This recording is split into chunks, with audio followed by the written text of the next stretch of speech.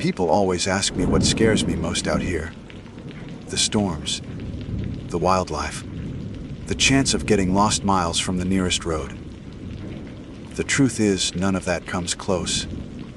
Those things are real, yes, but they're natural. You can prepare for them. What I fear most are the things no map explains, the moments you can't plan for. When the woods turn strange and you realize you've stepped into a place that doesn't follow the same rules anymore. Tonight, I want to tell you one of those stories. It's not about bears or bad weather. It's about the kind of night that leaves you staring into the dark, wondering if the dark is staring back. This is a true, real camping horror, what scares me most. My name is Fletcher Ross, and I was 30. 4 years old the summer a storm pinned me and my companions down in the wilderness. I have often thought about how best to describe that night, and every time I begin the telling, I realize words alone feel too thin for what thunder can carry when it refuses to stop. Still, I will try. My background is not unusual. I work as a surveyor, accustomed to traveling into remote terrain for stretches at a time, mapping roads, streams, and boundaries that few people ever care to walk. That June, I took vacation days to camp with 2 close friends, Paul and Henry, in a range of mountains that stitched their Grack Heights along the horizon of northern Idaho. We had prepared for a week of hiking, fishing, and swapping stories beside a fire. We brought tents, a modest supply of food, and the confidence of men who believed they had known storms before. The first days were as perfect as one hopes. Sky a hard blue, rivers swollen with snowmelt, trails edged in wildflowers that bent under bees. We laughed, drank cheap whiskey from tin mugs, and pretended to complain about blisters. But on the 4th evening, clouds began to muscle across the valley faster than seemed possible. They boiled up from behind a line of peaks, like ink dropped into water. We saw the shadows sweep over the lake before the first roll of thunder sounded, so low and deep that it seemed to crawl inside our chests. Paul said we ought to get the tents anchored quickly. Henry muttered that the air smelled like iron. I said nothing, because my eyes were on the way the sky darkened until it seemed the ridges themselves had gone hollow. By the time we secured the tents, the storm was overhead. The thunder did not strike in single bursts, nor in the polite intervals a man expects when counting seconds between flash and boom. It rolled without pause, a constant percussion, each wave folding into the next, so seamlessly that silence never returned. It was like a drum circle without rest, a chant from the sky itself. Rain came down in sheets so heavy that our fire drowned with a hiss before we could even throw a tarp above it. We retreated into my tent, the largest of the 3, and tried to laugh at the situation, dripping onto the nylon floor as the storm announced itself over and over again. We waited. I could not tell if minutes or hours passed. The thunder seemed to stretch time itself, and each flicker of lightning brightened the world outside so harshly that it looked like daylight painted wrong. White, then gone. Somewhere between those strikes, I began to notice something strange. After the most violent cracks, there would follow a faint sound, tucked just beneath the roll of thunder. It took me a long moment to place it. At first I thought it was branches snapping, or rocks loosening on the ridge. Then I realized what my ears insisted they heard. It was applause. Not the frantic kind of clapping that follows a joke or a band on stage. This was measured, deliberate, as if hundreds of palms met at once and then waited for the next cue. A rhythm. A response. I swallowed hard and said nothing to the others. It seemed too ridiculous to mention. The storm could play tricks, I told myself. Sound echoed strangely in valleys. Rain itself could slap like hands if it found the right surface. But once the idea lodged in me, it grew. I strained my ears until I caught it again. Faint, but undeniable, after the thunder rolled. There came applause, as though an audience approved. Henry noticed me stiffen. He asked what was wrong. I lied and said I thought I heard a tree go down. He nodded and said he hoped it had fallen away from camp. Paul poured another finger of whiskey into the mug and muttered that he did not care what the storm did, so long as it ended. But it did not end. That night stretched with the sound of an unbroken drum, a performance that no one had requested. The rain was so heavy that rivulets streamed beneath the tent. We shifted gear, tried to mop with our jackets, cursed the choice of campsite. At one point, lightning split, so close that the ground seemed to twitch, and the thunder roared in such immediacy that I saw Paul clap his hands over his ears and shout wordlessly. Then, in the half-second that followed, I heard applause again, louder this time, unmistakable. My skin prickled. I laughed too loudly, the sound brittle, because I wanted it to be a joke. I wanted someone else to say they heard it too. The others were silent. Either they ignored it or they truly did not hear. I lay back, eyes fixed on the trembling roof of nylon. Each strike of lightning revealed our shadows briefly, 3 dark forms huddled close, and each boom of thunder pressed the air, so hard it felt like weight. And each time, like clockwork, the applause followed. I began to count it. 1 thunderclap, then maybe 2 or 3 seconds, then hands. Not single hands, but many, as if rows of people stood just outside, in the storm, enjoying a performance hidden from us. When exhaustion finally pulled me into shallow sleep, I dreamed of theaters. I dreamed of standing on a stage so wide that I could not see the far edges. Thunder rolled across it like timpani, and faceless figures in the seats clapped with perfect coordination. My own mouth moved but made no sound. I woke with a start to rain still battering the tent, heart hammering in my chest, my skin damp, not just from moisture but from sweat. Morning did not come. Or if it did, the clouds denied it. The thunder continued, steady, relentless. We had expected a storm to pass in hours, not linger an eternity. Our food was safe in dry sacks, but the firewood was soaked beyond use. Paul said we should pack up and hike out anyway. Storm or no storm. Henry argued that metal poles and slick trails would get us killed.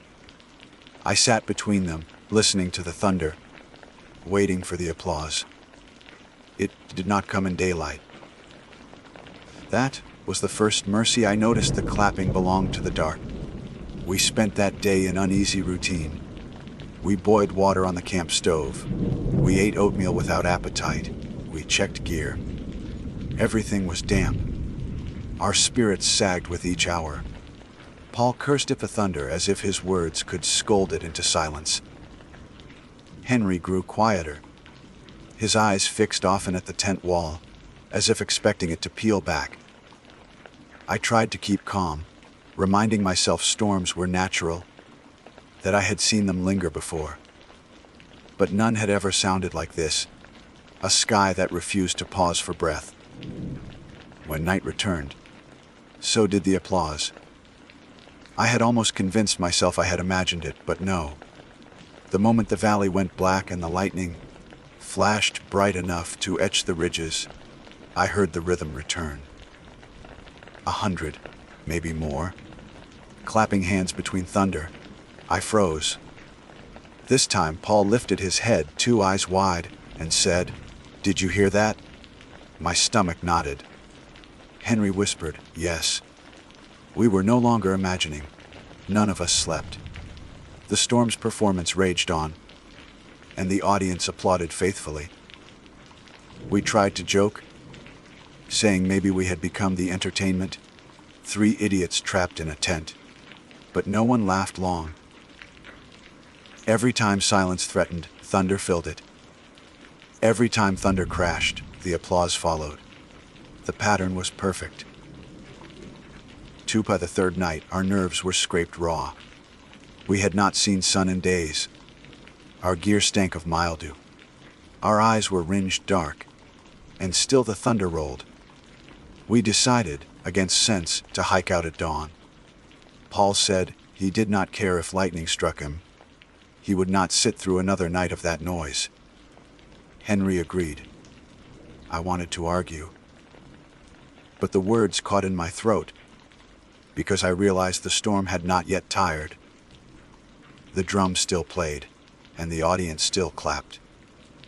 When I stepped outside the tent that morning, the ground was saturated, a sponge of mud and standing pools. Trees dripped like veins opened too long.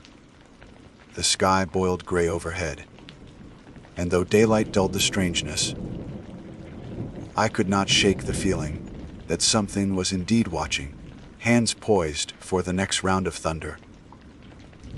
We packed in silence, each of us moving with the desperation of men who knew they had overstayed welcome. I slung my pack, tightened the straps, and cast one last look at the valley. The mountains crouched under the storm, and the thunder rolled again, endless. My ears waited for the applause. But in that moment it held off, as though the audience withheld judgment until the next act. We left camp before the storm could decide to trap us again, shouldering packs that felt twice as heavy for the water they had absorbed. The trail was little more than a muddy vein cut through trees that groaned under the weight of rain. We trudged single file, Paul leading, Henry in the middle, myself last. None of us spoke. There was no point in pretending at cheer. Thunder stalked us, rolling across the valley without pause, like an endless drumline escorting us from above. Every step squelched. Our boots filled with mud. Our jackets clung to our arms. The storm never gave reprieve. Even in daylight, the clouds crushed the sky into premature twilight. I kept expecting the applause to return, to punctuate each strike, but it held off. Perhaps the daylight muffled it. Perhaps the unseen audience was waiting until we were deeper in the wilderness. The thought made my stomach twist. The first sign we were not alone came at mid-morning. Paul halted, hand raised, and pointed to the trail ahead. At first I thought it was debris, limbs fallen, rocks washed down. Then I saw them prints. Boot prints, large and deep in the mud, leading uphill along the path we meant to take. We had not passed another group since arriving. No ranger had warned us of anyone nearby. The prints were fresh, edges sharp, as though left minutes before. They were too many, not one hiker, nor two. At least a dozen. The tread varied, some narrow, some broad, but all recent, pressed into the same mud that swallowed our own boots. Paul crouched and touched one. He looked back at us. Did anyone hear voices last night? Henry shook his head. His lips were pale. I swallowed and said nothing, because what I had heard was applause, not voices, and I did not want to connect the two. We followed the prints. There was no choice. The trail ran only one way. The further we climbed, the more the path twisted among black pines, their trunks shining slick as if varnished. The thunder rolled without pause. My ears began to ache from the constant pressure of sound, like living inside a drum. I thought I glimpsed figures between trees, but when I blinked, they were gone. At noon we stopped beneath a crude rock, overhang to eat, though appetite had deserted us. Oatmeal again, cold, clumped into our mouths. Paul muttered curses at the storm between bites, shaking his head as if to dislodge the sound. Henry kept watching the forest. I watched them both, realizing how drawn their faces had become. That was when the applause returned. It came between thunder rolls, sudden, sharp, and impossibly close. We froze, spoons suspended, breath caught. The sound echoed beneath the stone overhang, as if the walls themselves were clapping. Hundreds of hands in unison, surrounding us, though we saw no one. Paul shouted, "Who's there?" His voice cracked like a teenager's, thin and desperate.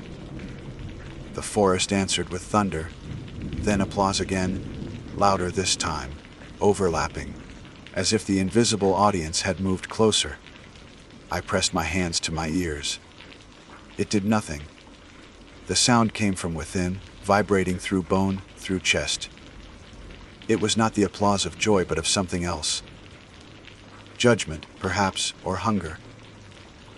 Henry whispered, "They're following the storm. Or we're following them." Paul swore and began shoving food back into his pack. "We're getting out of here." We hiked again. This time faster, no longer pacing ourselves, as though escape lay just beyond the next bend. The boot prints remained, always ahead of us, never behind. Sometimes they multiplied, splitting into two trails that rejoined as though the owners had walked in circles only to converge again. As afternoon darkened prematurely into night, the lightning began to strike closer. Trees split open with the smell of burning pitch. The thunder never stopped. Each strike felt less like weather and more like a signal. And always after the loudest booms came applause. We reached a clearing ringed with spruce. Mud pooled at the bottom. The boot prints led into the clearing and stopped. Not scattered. Not trailed off. They simply ceased, as though the owners had vanished mid-step. Paul stared at the ground, his face hollow. No one leaves prints like that. Henry muttered, "Maybe they weren't walking. Maybe they were watching." I wanted to tell him to stop, but the words died in my throat because I felt it. Too, the clearing had the weight of a stage. The trees formed a natural amphitheater. Each flash of lightning lit it like floodlights. We three stood in the center, and the storm performed above. When thunder cracked, applause burst around us, invisible but overwhelming, bouncing off bark and stone.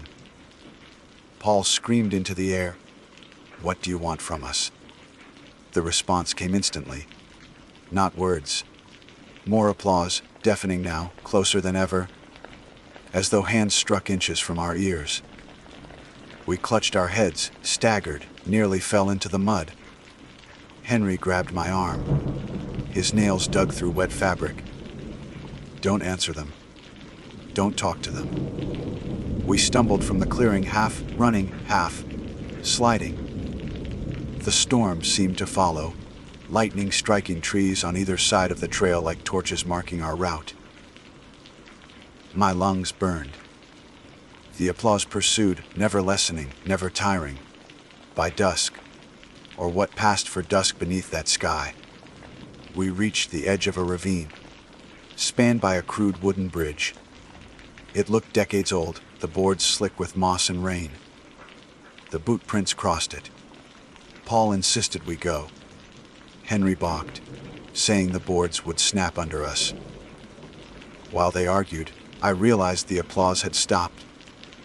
Silence pressed so suddenly that my ears rang. Even the thunder seemed muted, as though muffled by a hand over the sky's mouth. Paul noticed it too. He whispered, "Where'd they go?" In that pause, a single pair of hands clapped once, slow, deliberate, from the far side of the ravine. We spun, squinting into the dark.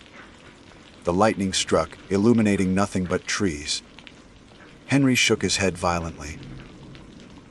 "No, I'm not crossing. I don't care if we stay here all night."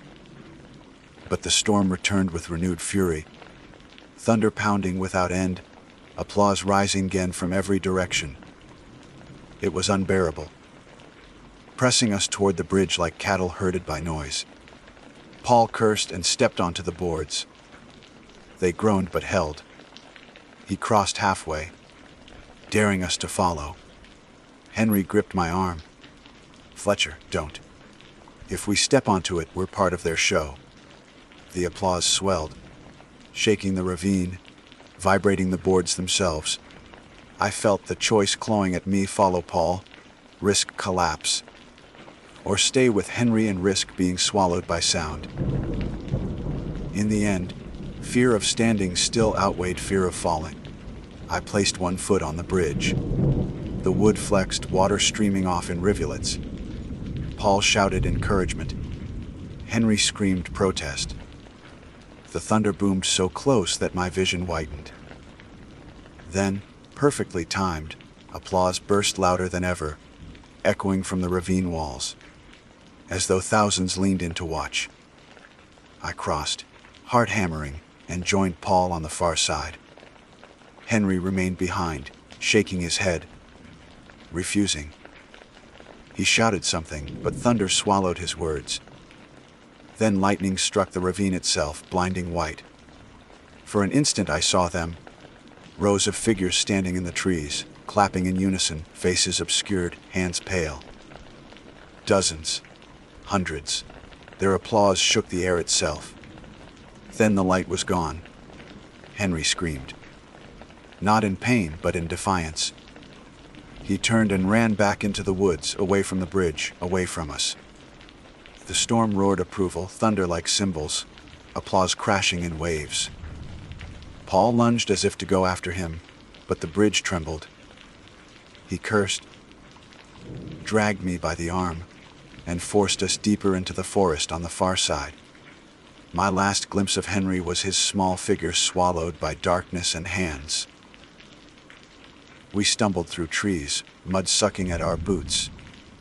The applause chasing, now less like approval and more like demand. Each step felt choreographed. Part of a performance we did not consent to but could not stop.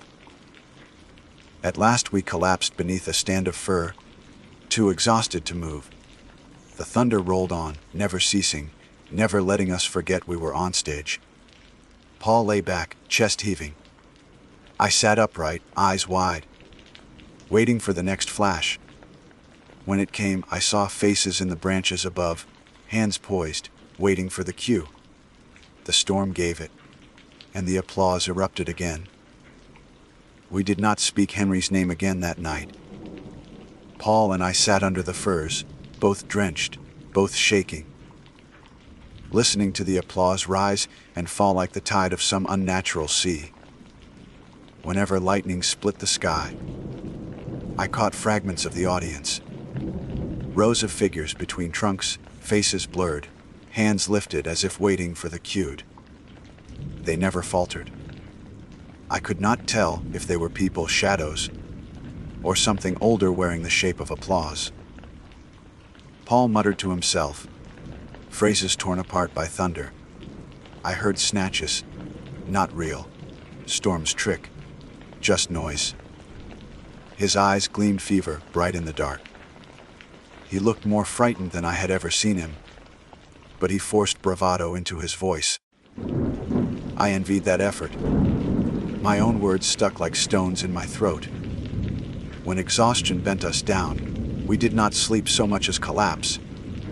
I drifted in and out, haunted by the rhythm, thunder then applause.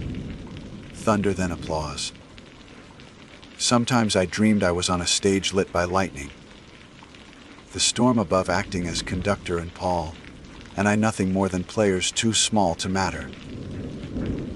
In those moments, the clapping shifted.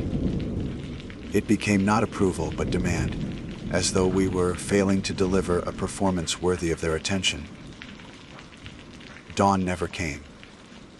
grayness filtered through the trees, but the storm held steady, erasing any sense of time.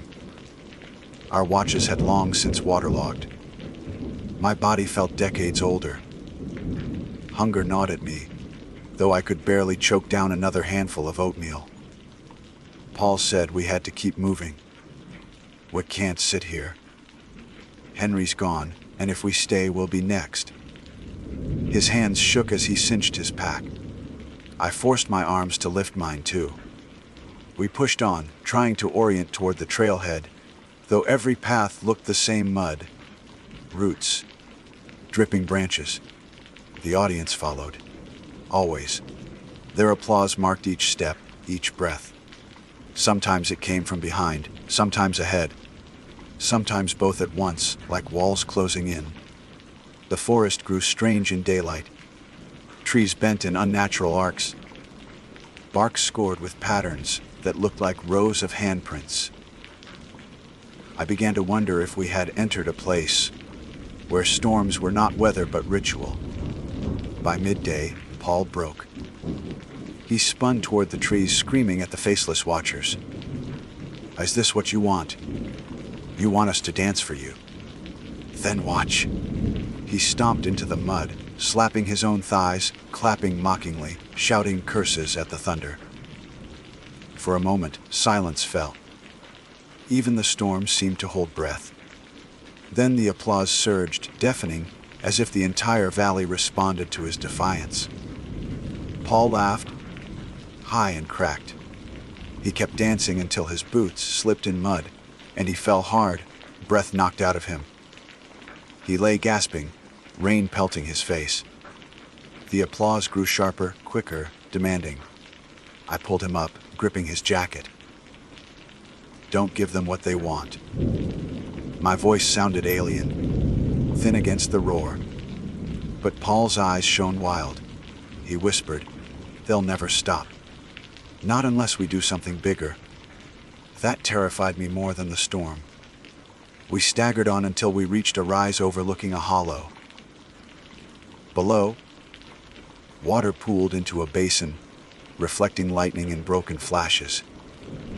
The hollow's shape was unmistakable, a natural amphitheater, a stage carved by earth, and on that stage Henry stood, or what remained of him. He was drenched, clothes plastered, hair wild. His arms rose and fell with each thunder roll, as if conducting the storm.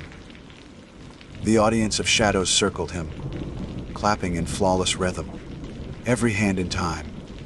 His face tilted up toward the sky, eyes closed, mouth open in rapture or agony.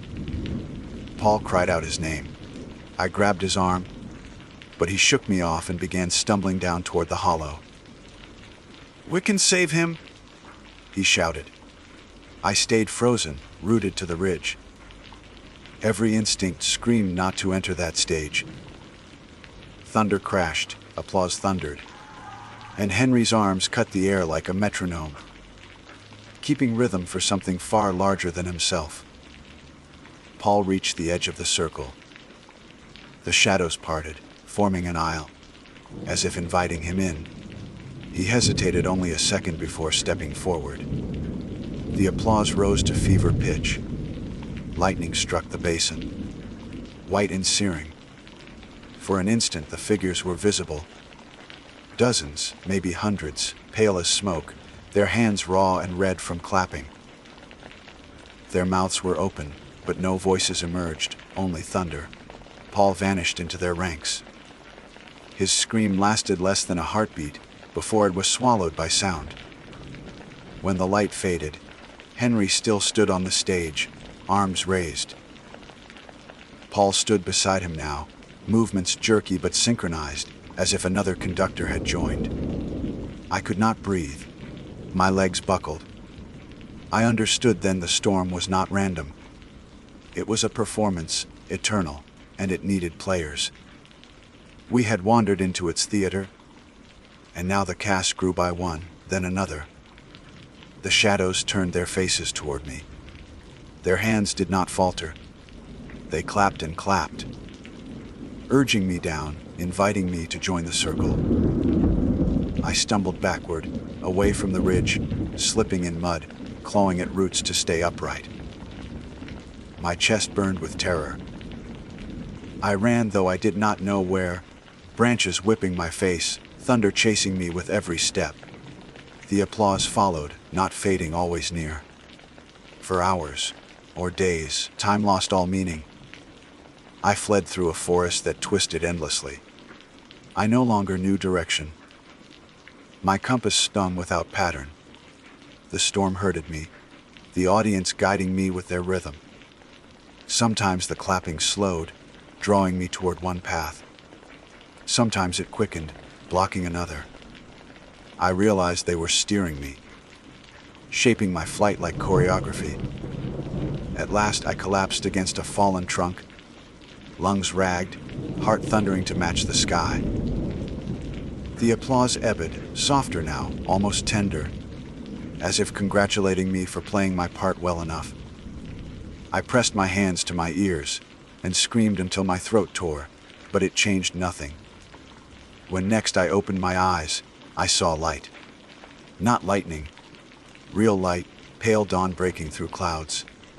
The storm had thinned. Thunder still rumbled, but faint like a memory. Rain had slowed to drizzle. The forest looked less twisted, more familiar. I stumbled forward and found the trail. Real trail. Muddy, but leading down toward the parking lot, where our truck waited. My mind screamed that it was another trick, another set piece in their theater. But my body had nothing left. I followed it. Hours later, I staggered into the gravel lot. The truck stood where we left it, windshield streaked with rain. No applause followed me now. The silence was so sudden it hurt. I collapsed beside the door, sobbing into mud. I never saw Paul or Henry again. Search teams went in when the storm finally cleared for good. They found our campsite drowned in mud, but no sign of the others. No tracks but mine. No remains. No bodies. The Rangers wrote it off as misadventure, storm panic, men lost in the woods. But I know better. Even now, years later, I hear it sometimes. A summer storm rolls across town, thunder shaking windows, and just beneath it I catch the faintest sound. Applause, distant but deliberate, like an audience still, waiting for me to return to the stage. I pray I never do. My name is Nia Calder, and I have always carried with me a quiet fondness for places where the human world falls away into silence. It feels proper to begin like that, with the truth of my name stated plainly, because what happened in the meadow did not erase me, though it came close. I was 26 years old, traveling alone for the first time since my university days. Determined to reclaim a piece of myself I feared. I had misplaced in the noise of cities and the thrum of routine. I had grown tired of cubicles and traffic and conversations that felt rehearsed.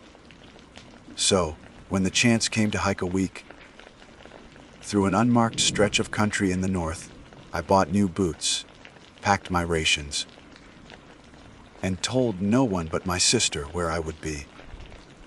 I left the trailhead in the late afternoon. The air carried that sharp green scent of late summer, grasses gone tall and whispering against my legs, the sky widening until it seemed to rest on my shoulders.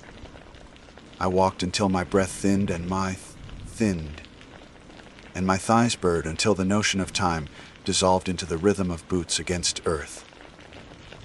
When the meadow opened before me, golden in the angled light, I felt I had stumbled onto something secret. The grass bowed with the wind, rolling in waves, and scattered among it were flowers I did not recognize. Wild, delicate blooms in every shade of blue and green, their petals catching the sun like bits of glass. I stopped in the center of it, awed. The place seemed untouched, as though no camper or hiker had ever paused there. The ground was level, soft with moss and grass. A stream cut quietly along the far side, promising water. I remember whispering aloud, "This will do." The sound of my own voice startled me. It felt intrusive. Still, I unrolled my pack and pitched my tent, the practiced motion steadying me. I had slept in many wild places before, but this meadow was different, as if the earth itself was holding its breath while I made my claim. Night dropped quickly, draping shadows over the meadow until the flowers disappeared into the dark. I lit my small stove, cooked a simple meal, and listened to the hush around me. Crickets, yes. The stream's faint chatter. But there was no echo of distant owls, no rustle of deer or fox through the brush. It was a silence edged with attention, as if something unseen waited for me to finish. I crawled into my tent, zipped it against the cool air, and drifted to sleep imagining the meadow cradling me in its hollow palm. When dawn came, I did not open my eyes right away. The sun pressed pale warmth through the tent fabric, and I lingered in that half-state ware of their aftertaste. Then a smell reached me, sweet, powdery, unmistakably floral. I sat up, confused. The meadow's flowers had been fragrant, yes, but faint, like a distant perfume carried on the wind. This scent was close, overwhelming. My eyes adjusted, and the breath left me. Across the inside of my tent walls, shapes pressed faintly from outside. Petals, stems, blossoms flattened against the nylon. I thought at first a windstorm had blown debris across me in the night. But as I leaned closer, I saw that the flowers were not merely pressed against the tent. They were woven into it. Stems pierced through the seams as if threaded by careful fingers. Petals overlapped like stitches, braided tightly into the fabric. I reached out, touched one. The bloom was soft, cool with morning dew. Its color was a shade I knew too, well hazel shot with flecks of amber, the exact color of my own eyes. For a long moment, I forgot how to breathe. I yanked back my hand and stared. There were dozens of them, maybe hundreds, blossoms braided through every panel of the tent, each one glowing faintly with that same uncanny hue. I pressed my palms to my face, rubbed my eyes, then looked again. They did not change. I unzipped the door flap, the sound loud in the meadow's hush. Outside, the flowers grew as they had the night before, scattered in careless beauty across the grass. But those had been pale blues and greens. The ones stitched into my tent bore only my eye color. I crouched in the doorway, staring at them, waiting for some trick of light to shift. None did. A rational mind invents explanations. I told myself perhaps I had dreamed it. Perhaps the shade was coincidence, a trick of sun and dew. Perhaps some animal, a bird or insect, had brushed the flowers against my tent in the night. Yet even as the thoughts formed, I knew their hollowness. These blooms were arranged, braided, purposeful. I spent the morning half mad with unease. I pulled the flowers free where I could, snapping stems, shaking petals loose. They came away easily, though the nylon showed no puncture holes where the stems had passed through. I wiped the dew from my fingers and tried not to look at their strange, familiar color. The day passed in a haze. I forced myself to eat, to refill my water, to hike a few miles away in search of higher ground. But the meadow tugged at me, whispering that to abandon it was to miss something important. I argued with myself aloud, laughing too sharply. I told myself I had imagined it, that exhaustion had played tricks. By late afternoon, despite every sensible thought urging me on, I returned. The flowers in the grass still shone pale blue and green. I set my jaw and pitched the tent again. determined to master the dread pooling in my stomach. I told myself if the blooms appeared once more, I would leave at dawn without hesitation. A test, that was all. A final night. That evening I sat by the stream and watched the sky bruise into twilight. I felt eyes on me, though none were there. Every ripple of the current seemed to carry a voice too soft to hear. I thought of my sister, of her parting words. "Text me when you get back to service." I wondered if she would sense the meadows. Strange attention clinging to me, even through a phone line. Sleep did not come easily. I lay awake long after the stars burned overhead, listening for any sound beyond the whisper of wind through the grass. Once or twice I thought I heard the faint rasp of movement, as if something dragged itself slowly across the meadow, but when I held my breath, it faded. Eventually, wariness won. When I woke, sunlight dappled the tent once more.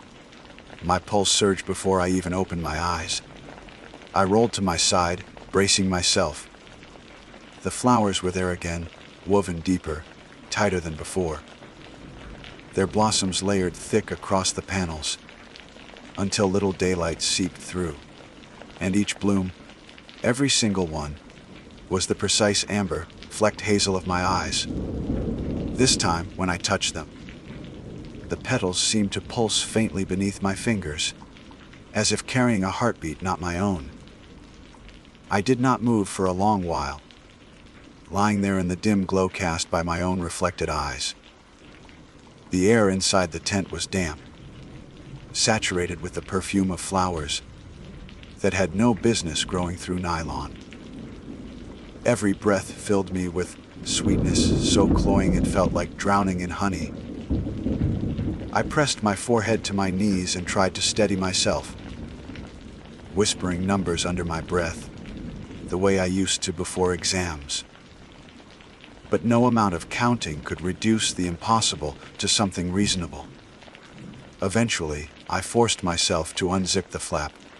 My hands shook so badly the zipper stuttered, teeth catching.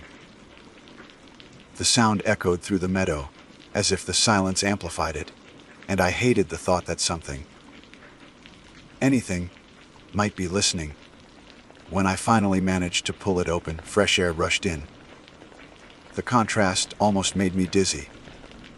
Outside, the meadow looked unchanged. Sunlight spilled across grasses bending in the wind, their tips scattering dew like tiny prisms.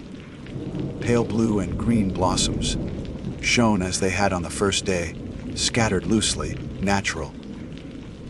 Only my tent bore the strange embroidery of hazel and amber petals. From a distance it must have looked like some eccentric design, beautiful even. But up close, each bloom seemed alive in a way that made my stomach churn. Their petals trembled faintly, though the wind could not have reached them through the taut nylon. I packed quickly. My fingers fumbled, my mind chattered. But I worked with the kind of urgency that comes only when every instinct screams leave. I ripped the flowers free, tossed them aside, collapsed the poles, rolled the fabric tight. Yet as I strapped it to my pack, I noticed the blossoms I had thrown down were not withering. They lay across the grass, their color deepening, as if feeding on sunlight. I turned away and refused to look again. The trail back was faint but passable, a deer path winding toward the hills. I followed it with long strides, telling myself distance was safety.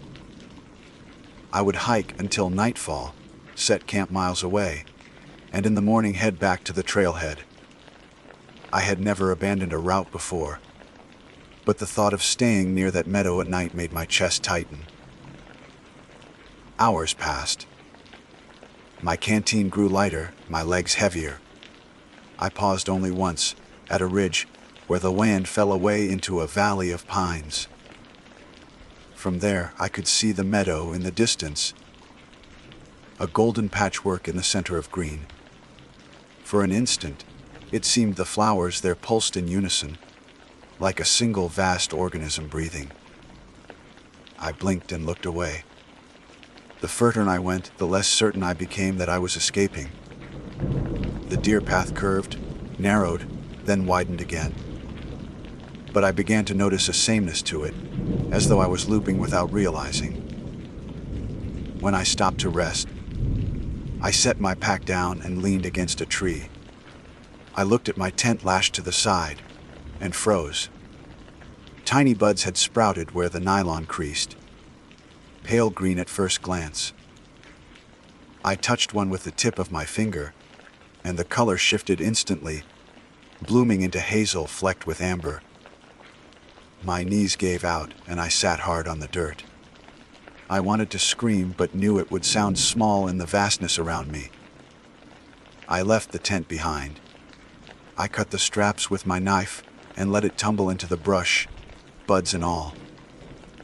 The relief was sharp, immediate, like severing a tether. I told myself I could sleep under the stars. That warmth did not matter. I only needed distance. Yet as evening fell, exhaustion forced me to stop. I built a fire with shaking hands, coaxed flame from damp wood, and sat close to its meager comfort.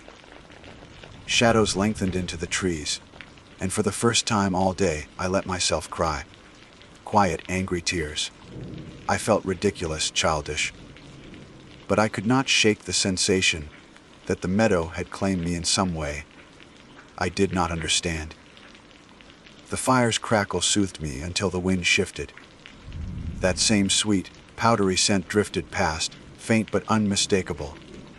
I stiffened, turned my head. In the dim light beyond the fire's edge, flowers glimmered, scattered blossoms dotting the ground where none had been when I arrived. Their petals shone with hazel flecked in amber. I scrambled backward, heart hammering. My pack tumbled, spilling rations, a canteen rolling into the dirt. The flowers were not clustered. They were scattered in a ring, faint but closing, stem by stem, as if they had grown in the span of a breath.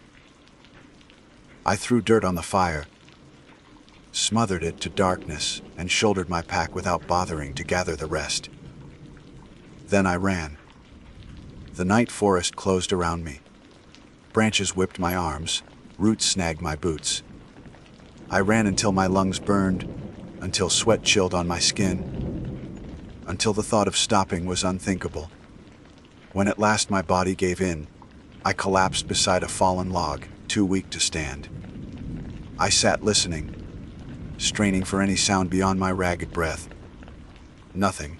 No birds, no crickets. Only the whisper of grass I could not see. I do not know how long I sat there before exhaustion dragged me into shallow sleep. Dreams tangled with reality, filled with visions of petals brushing my skin, stems tightening around my limbs, blossoms blooming from my mouth when I tried to speak. At dawn, I woke stiff and aching, the forest pale with morning light. For a fragile moment, relief washed over me. The flowers were gone. My pack was still at my side.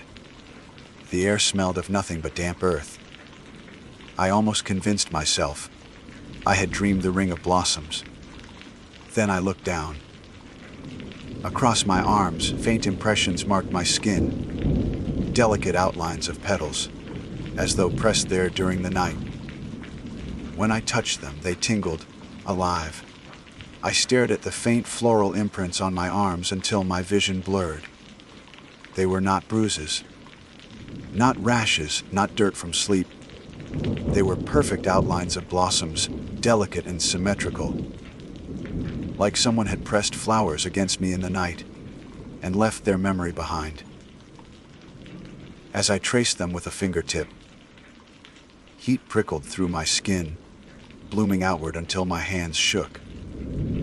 I pulled my sleeves down to hide them, though there was no one to see. Hiding felt necessary, instinctive, as if acknowledgement would only invite more.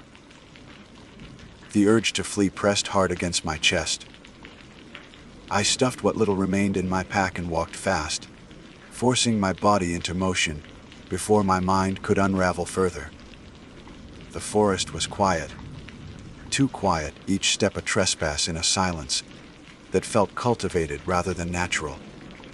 I thought of my sister, of how casually I had told her I would be gone a week, no service, don't worry. Would she think of me after 7 days and laugh about my stubborn independence? Or would she feel the meadows pull through whatever invisible tether bound us? By midday, I stumbled into a clearing. Relief surged. Open sky. The promise of escape. Then my stomach dropped. The clearing was not new. It was the same meadow. The sight of it hollowed me. The golden grasses rolled in the wind exactly as before. The pale blue and green blossoms danced among them. But I knew without needing to check. Somewhere, woven into the earth, my own eye, colored flowers waited. I had walked in a circle, a wide and merciless snare. Rage broke through the fear then, sharp and clean. I screamed into the open air, my voice raw. What do you want from me? The meadow breathed in answer, grasses bowing as one in the windless heat. The sound was soft, almost like a sigh of satisfaction. I dropped my pack and ran to the stream, knelt, and splashed water on my face. The cold steadied me enough to think. The stream meant direction. If I followed it downstream, it had to lead me away, back to larger rivers, back to civilization. I filled my canteen, shut it into my bag, and began to walk. Hours passed. My calves burned from the uneven ground, my throat raw from thirst even as I drank. The stream thickened, split, rejoined itself. Trees shifted, thinned, grew dense again. At last, when the light began to fade, I pushed through a break in the brush and froze. The stream led straight back into the meadow. I staggered to my knees, a cry tearing from me, hoarse and desperate. The meadow watched silently, grasses swaying though the air was still. I pressed my hands to the earth and begged, actually begged, voice cracked and shaking. Please let me go. Please. I'm nothing. I don't matter. Just let me leave. When I lifted my head, flowers had grown in a circle around me, hazel and amber glowing like lanterns. They swayed gently, as if nodding to my plea. I stumbled backward, heart wild. The flowers bent as I moved, following like faces turning in a crowd. Then one broke from the ground. Its stem wreathed upward, longer, reaching, until it brushed my ankle. The touch was soft, like silk, but heat spread instantly through my skin. I kicked it away, stumbling, but more were rising. They grew faster than was possible, stems braiding together, weaving across the grass in patterns that mimicked fabric. I bolted, crashing through them, petals catching on my clothes, stems wrapping around my boots. I ripped free, left shreds of fabric and skin behind. My breath came ragged, my vision spotted black, but still I ran. Somewhere in the chaos, I realized I was not being harmed, not truly. The flowers did not cut me, did not choke or strike. They only touched, pressed, braided, leaving their mark. I slowed, collapsed to my knees, chest heaving. The meadow was quiet again. Only the wind, only the stream. The flowers around me lay still, harmless. My body trembled with exhaustion, and for the first time, I understood. The meadow was not hunting me. It was claiming me. I do not know how many days passed after that. Time became soft, slipping. I would sleep, wake, find new imprints on my skin. Sometimes whole blossoms lay against my chest when I opened my eyes, their roots twined gently around me, their petals flushed with hazel amber light. I stopped trying to leave. The paths always returned me here. The meadow was patient. One night, as stars wheeled cold above me, I dreamt of myself standing among the grasses. My body was threaded with stems, blossoms blooming from my arms, my hair braided through with petals. In the dream, I was not afraid. I was radiant, part of the field part of me. When I woke, tears streaked my face, and I did not know if they came from terror or surrender. By the final morning, resistance felt absurd, like arguing with the tide. I sat cross-legged in the grass and let the flowers grow close. Their stems brushed my legs, my arms, my throat, and I did not flinch. The meadow hummed, faint and low, as if pleased. Blossoms opened against my skin, warm and steady as heartbeats. I closed my eyes. Somewhere beyond, the world must still turn. My sister waiting for a message that will never come, trails empty of my boots, cities roaring unaware. But here, in the meadow, I am not lost. I am woven. And if you ever pass through a golden field, where pale blue and green blossoms scatter carelessly, look closer. If you find flowers the color of hazel flecked with amber, do not camp there. Do not sleep, because those are mine, and I am still watching. My name is Jonas Pike, and I will begin by stating that I have always trusted the tools of navigation more than I have ever trusted myself. Numbers, directions, and maps do not falter the way instinct does. Instinct can be clouded by hunger, by panic, by the disorienting weight of silence pressing against the eardrums.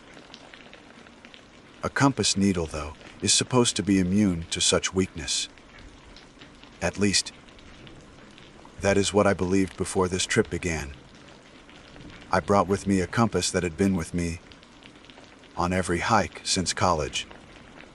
A map folded carefully inside a weatherproof sleeve, and a growing hunger for solitude that I convinced myself would be satisfied in the green heart of the forest.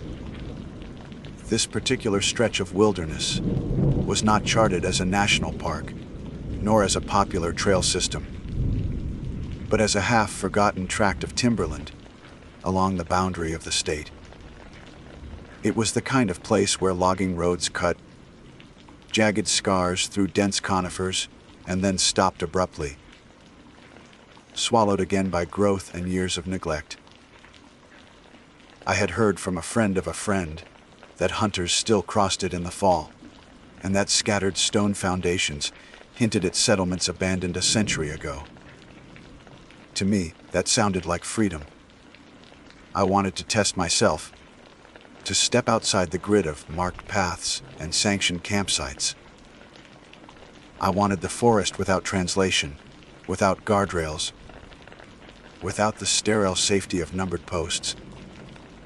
It was early summer, the kind of week where daylight stretches its limbs until nearly 9 at night, and the forest feels swollen with vitality. Every bird call seems amplified, every rustle sharp, as if the entire world is aware of its own abundance. I parked my car where the dirt road became too narrow to trust, shouldered my pack, and stepped into the green corridor. At first, everything went according to plan. The compass pointed north, the map agreed with my bearings, and I marked my progress with deliberate care.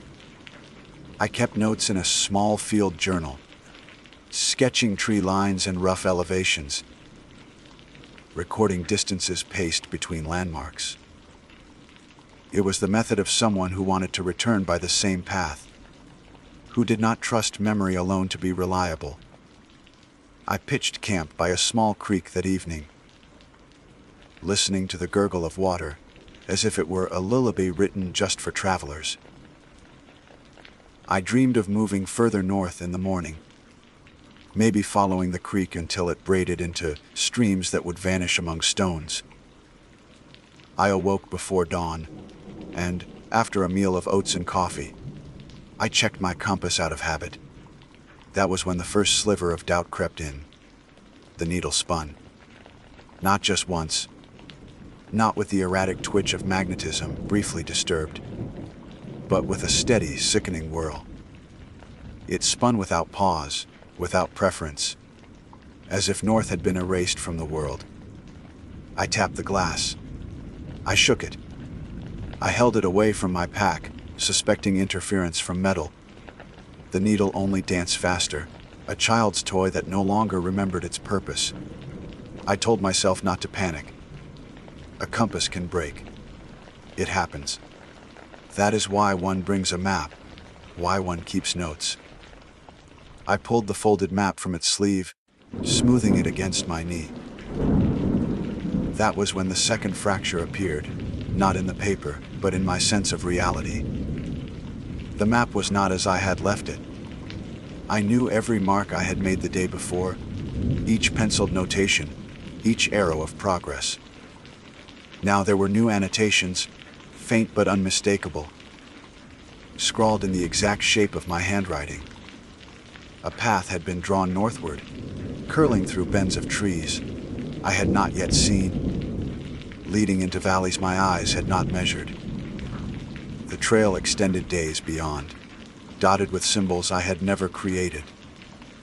Campsites marked with small triangles, water sources circled, and warnings scribbled in shorthand. I could not remember writing. The most chilling detail was not that the notes were mine. It was that one of them, etched in the margin, used a phrase I had never spoken aloud in my life.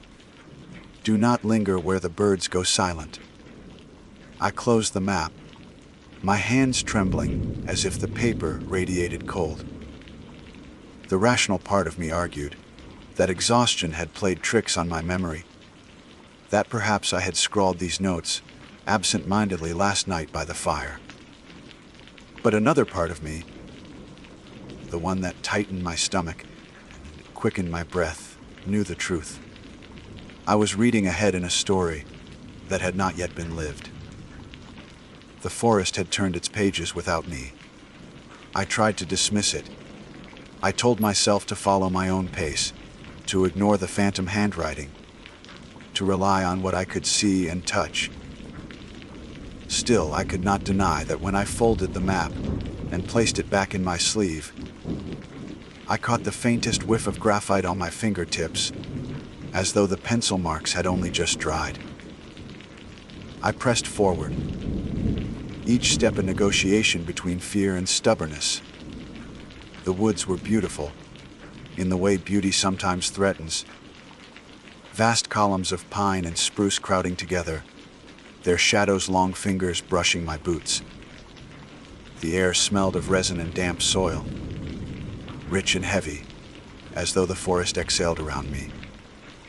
I walked for hours, orienting myself by the sun, by the slope of the land, by the bend of the creek that I chose to follow. I told myself that I was not lost, not yet. Lostness is a condition of surrender, and I had not surrendered. By mid-afternoon, I realized my path mirrored the annotations exactly. Every fork in the creek, every shift in terrain, every landmark unfolded as if I were retracing footsteps written ahead of me. I stopped at a clearing where moss carpeted the earth in thick cushions, my breath shallow, my map clenched in my palm. The next note on the paper, one I swore I had not made, read, "Rest here. You will need the strength tonight." My throat tightened. I wanted to tear the map into pieces, scatter it to the wind, refuse its authority. Yet I also wanted to obey it, to trust the uncanny precision of a future already traced. Against my better judgment, I lowered my pack and sat. The clearing was unnervingly quiet. The creek's chatter had faded behind me, and the air carried a stillness that pressed into my ears until I heard only the thrum of blood. Then came the birds. Not their song, but their absence. The canopy above seemed to sag with silence. My pulse quickened. I unfolded the map again, and there it was, the warning in my own hand. Do not linger where the birds go silent. A bead of sweat traced down my temple. I stood abruptly, slinging my pack onto my shoulders. The air tasted wrong, metallic, as if a storm had crouched just out of sight. My instinct screamed at me to move, but move where? The map's path stretched forward into the unknown. Yet I no longer trusted forward as a direction. I turned in a slow circle, scanning tree trunks for movement, for the shimmer of animal eyes, for anything that might explain why the forest itself held its breath. That was when I heard it. A scraping sound, faint but distinct, like pencil against paper. It came from the trees directly ahead, beyond the clearing. My body stiffened. The sound continued, steady, deliberate. My first thought was of another hiker, someone crouched with a notebook, marking the forest as I had. But the rhythm was wrong. Too slow, too patient, each stroke dragging long enough that my teeth ached in sympathy. Against all reason, I stepped forward. The clearing opened into a narrow path bordered by ferns. The scraping grew louder, each drag and lift echoing in the hush. My heart pounded. I tightened my grip on the map, though I did not remember deciding to take it out again. When I glanced at the paper, my breath hitched. New words were forming across the page, even as I watched. Keep walking. I stumbled backward, clutching the map as if it might bite. The letters were not merely appearing. They were being written. My own handwriting crawling across the fibers, graphite etching itself without a pencil. My knees weakened. I wanted to flee, to sprint blindly until exhaustion forced me down. Instead, I obeyed. One step, then another. The trees closed around me, and the scraping receded as though satisfied. I followed the invisible leash of the map deeper into the forest, every nerve alert to sounds too faint to trust. Dusk began to seep into the canopy, shadows lengthening, light bleeding into gold, and then gray. The map guided me toward a hollow where fallen logs leaned like broken ribs. My legs axed, my lungs strained, and my mind rebelled against the thought of staying. Yet the final note scrawled there was merciless. Champ here. I dropped my pack reluctantly, sweat soaking my shirt, fear simmering in my gut. I laid out the tent with clumsy hands, fumbling at the poles, the nylon trembling like a living thing. When the tent finally stood, a fragile bubble of cloth against the wilderness, I crawled inside, clutching the cursed map to my chest. Night wrapped itself around me like a hunter drawing close. Sleep did not come easily. The forest whispered with unseen motions, branches cracking, leaves shivering without wind. Every sound was a question I could not answer. I pressed my eyes shut, yet even in darkness, I saw the strokes of graphite, writing themselves across the inside of my mind. When at last I drifted into uneasy rest, I dreamed of my own hand moving across the map, scribbling a path I could not control. I woke with a start to find the map open beside me, the next day's journey already drawn. I woke with my mouth dry and my heart already racing, as though fear had worked through the night on my body while I slept. Pale light filtered through the tent fabric, a thin gray wash that gave no real comfort.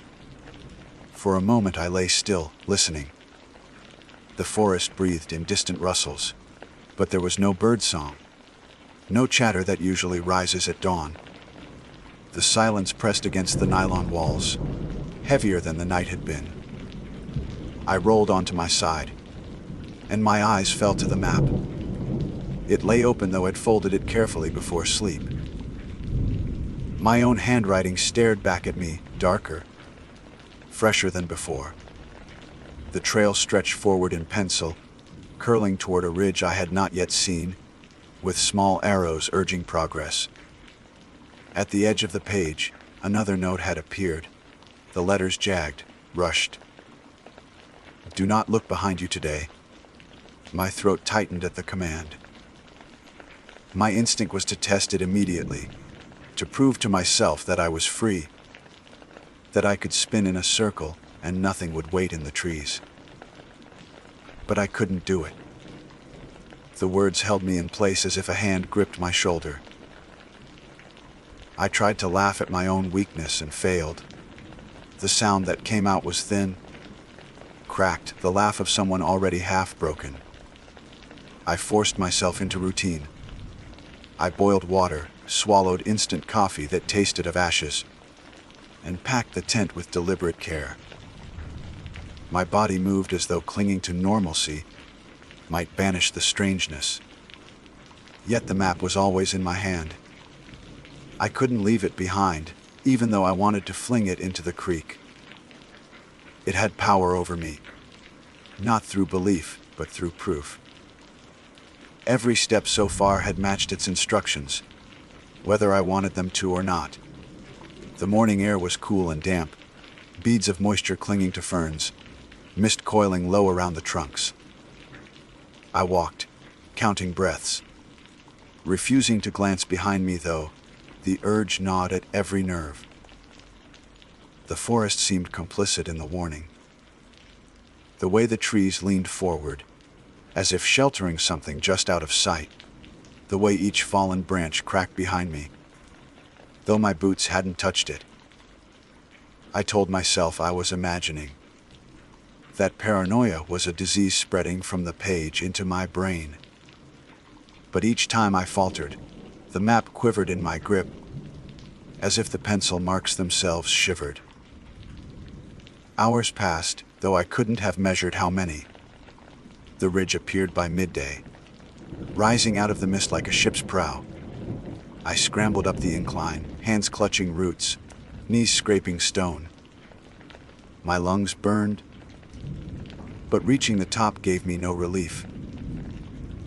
The map had shown the ridge as a high point, a place to orient, but the view stretched only into more trees, more valleys, endless folds of green.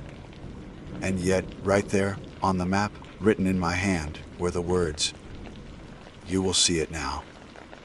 I turned slowly, dread soaking through me, until my eyes found what I wished they hadn't. Far below, in the clearing I had left that morning, something moved. At first it seemed like a shadow cast by a cloud, a darker patch sliding over moss. Then it shifted with too much intention. It was tall, impossibly so, its shape blurred by distance, but its motion unmistakable. It walked the path I had just taken, each stride unhurried, each pause deliberate, as though savoring the trace of my steps. The silence of the forest deepened. My body chilled. I pressed the map to my chest and stumbled down the opposite side of the ridge, tearing through brush, branches clawing at my skin. The descent was treacherous, steep and wet, but terror steadied me more than it hindered. I didn't stop until the trees swallowed the ridge behind me.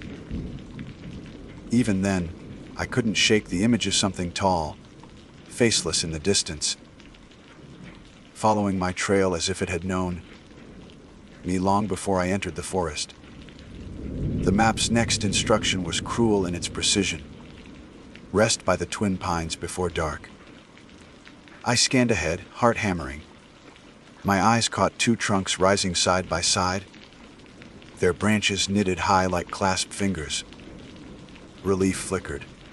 Proof again, proof that the map wasn't wrong. Yet dread followed instantly. Because, if it was never wrong, then what did that mean about the thing that walked behind me? I reached the twin pines as dusk bled across the canopy. The ground beneath them was bare, as though nothing dared grow between their roots. I lowered my pack, back aching, muscles trembling. The map quivered in my hand again, and fresh words crawled across the bottom margin. Do not light a fire. The night fell fast. Without fire, The dark pressed close, thick and tangible, alive with the threat of unseen movements. I sat with my knees drawn to my chest, clutching the map as though it were a shield. My eyes strained against the dark, seeking shapes. The silence broke once, not with birds, not with insects, but with the snap of a branch from somewhere behind. I didn't turn. I couldn't. The warning was iron in my skull. Do not look behind you today. The sound came again, closer. Heavy, deliberate steps crushing leaves.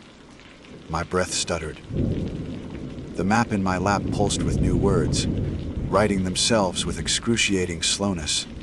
It is watching. I squeezed my eyes shut. My heart raced so fast it hurt. I counted backward from 100, clinging to numbers the way a drowning man clings to driftwood. Outside the circle of my body, the world shifted and groaned. But I did not break the rule. Not once did I look behind me. Eventually, exhaustion smothered, terror enough for me to drift into half sleep. My dreams were jagged, full of scribbled lines, endless paths folding in on themselves. I woke before dawn with cramps in my legs and dirt caked under my nails, as if I had clawed at the earth in my sleep. The map was already waiting with the next instruction. Today you may look. Do not hesitate when you see it. The words sank into me like poison. My hands shook. I wanted to rip the page, to throw it into fire I wasn't allowed to build. Yet I couldn't. The map had more authority over my survival than my own instincts did. I knew it, even as I hated it. The forest around me seemed changed, as though the night had stripped color from it. The greens were duller, the trunks ashen. I shouldered my pack and walked, waiting for the moment when the map's grim permission would come due. It didn't take long. A mile past the twin pines, the silence broke, not with song, but with the low murmur of something mimicking words. It wasn't language, not fully, but the cadence of human speech, syllables bent into broken shapes. The sound came from behind. My chest tightened. The map had told me I could look. Every instinct screamed not to. Yet disobedience felt more dangerous. I turned slowly, dread spreading cold through my spine. What I saw rooted me in place.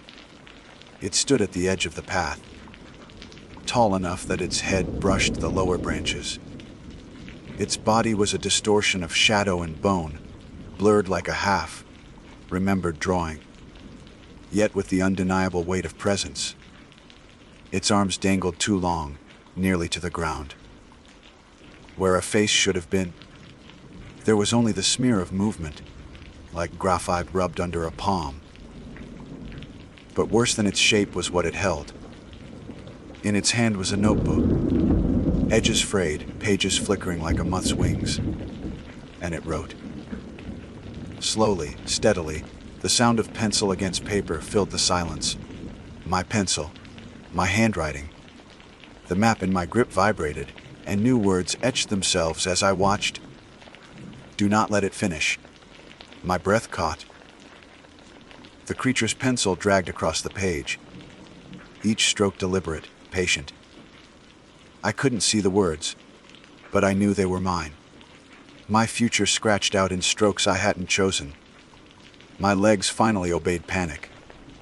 I lurched forward, away from it, sprinting down the path as the forest exploded with motion. Branches whipped my arms, roots snagged my boots, but I didn't stop.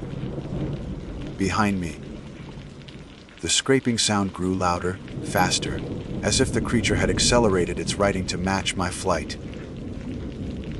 The forest blurred around me, sweat stinging my eyes, lungs hiving fire. I wanted to collapse, to surrender, but the map burned hot in my hand, as if alive, urging me onward.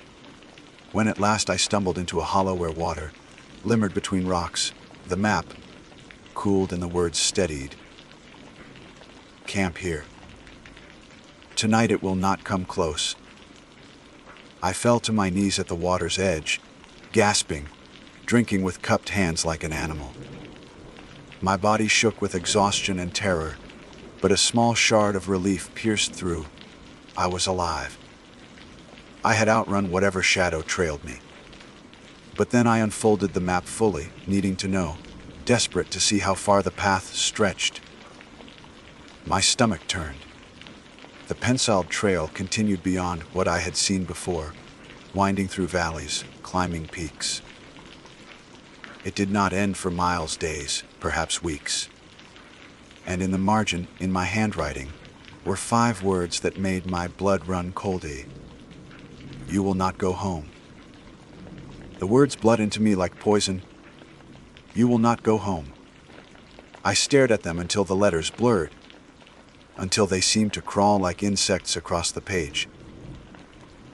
I wanted to deny them, to laugh in their face, to insist that no paper, no phantom handwriting, could dictate whether I lived to walk back through the world I'd left behind. But I had no laughter left, and denial was weak armor when the forest itself obeyed the map more faithfully than I ever could. I stayed by the water until dusk. I should have eaten, but food felt pointless when each bite tasted like ash and fear. My stomach knotted, my throat closed. I boiled nothing, lit nothing, did nothing but stare at the rippling surface of the stream. The map had promised safety for one night, that the shadow would not come close, and yet I could not shake the sense of being watched from just beyond the tree line. The air never softened. It was taut, humming as if the forest had strung itself into an instrument and something was plucking its strings softly, waiting for me to join the song. When darkness fell, I retreated into the tent, curling my body around the cursed paper, as though it were a child that would cry if I abandoned it. My eyes refused to close, but sleep hunted me down anyway, clumsy and heavy, dragging me under despite my resistance. I dreamed of endless paths, not one, but hundreds, all drawn in the same graphite hand, twisting across the ground like veins under translucent skin. My own feet bled as they walked them, mile after mile, but I was never allowed to stop. Each time I faltered, a shadow loomed, scratching faster in its notebook until I obeyed. In the dream, I tried to tear the paper, to scatter the lines into wind, but every scrap reassembled itself, folding back into a whole. And always, the next note appeared before me. Keep walking. I woke with a strangled gasp, skin slick with sweat, tent fabric damp from condensation. Dawn was gray, brittle, and unkind. The map lay open, as though it had watched me sleep, as though it had recorded my dream. A new command waited there, precise as always. Climb the ridge by noon. Do not speak to it when it answers your voice. My lips parted as if to protest, but the words dried before they could form. Speak to it. What was it? The shadow that followed, or something worse waiting ahead? I shoved the map back into its sleeve and broke camp with shaking hands.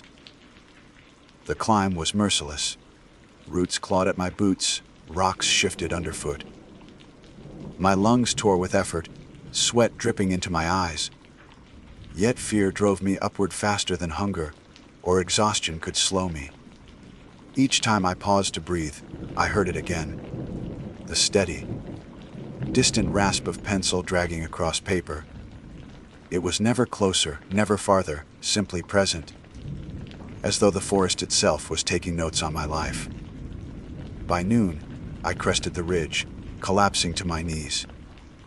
Wind knifed across the summit, sharp and metallic, carrying no birdsong, no insect hum. Only my breath filled the air. I dared a glance behind me. The valley stretched silent and endless, trees swaying with mechanical rhythm, too uniform to be natural. No sign of the figure, no blur of shadow. Relief flickered for a heartbeat, until the wind shifted. It carried my voice. I heard it clearly, as if I had just spoken my own tone, my own timbre, calling out a single word. Jonas. My blood iced. I had not spoken. My lips had not moved. The sound came from the trees, from below, from everywhere at once. Then again louder, dragging syllables long. Jew. Nas. I clutched the map with numb fingers. The warning seared in my mind. Do not speak to it when it answers your voice. My throat ached with the urge to shout, to demand who or what mimicked me, but terror locked my jaw shut. The echo called again, softer now, coaxing, as if it knew I strained against silence. My name repeated and repeated until it lost shape, becoming only sound, yet still my sound. I staggered forward, half running, half stumbling down the far side of the ridge. Each step carried me away from the echo, though its phantom syllables clung to the air long, after my ears should have lost them. I pressed the map to my chest as if it could shield me from myself. By evening, my legs trembled with weakness. I collapsed in a hollow beneath leaning cedars, shaking, half delirious. I pulled the map out again, praying for some sign of an end, for the penciled path to taper off. But it didn't. The lines stretched further than I could imagine walking. Days, weeks, perhaps forever. The forest had no boundaries here. At the bottom of the page, fresh words unfurled in graphite. There is only one way to stop. I whispered before I realized the mistake, voice raw and thin. What way? The forest answered instantly. The scraping began again, louder than ever, as if dozens of pencils carved the air at once. My voice came back, answering me, repeating the same question, warped and broken. What way? Why way? I clamped a hand over my mouth, horrified. The echo swelled, calling from every direction, until the hollow itself vibrated with my voice. My own question became the forest's hymn. The map shuddered in my grip, graphite strokes appearing in frantic speed. Tear it. Tear the path. Tear yourself free. I stared, trembling. At last, it gave me permission. Or perhaps it was a trick. My hands shook so violently I could barely hold the paper. But I knew this was the choice: obey, or remain enslaved to its endless trail. With a ragged cry, I gripped the edges and ripped. The sound of tearing split the silence, louder than thunder. The page tore down the center, graphite lines splitting, arrows severed. The forest screamed. Every tree groaned. Every branch snapped, the ground itself convulsed.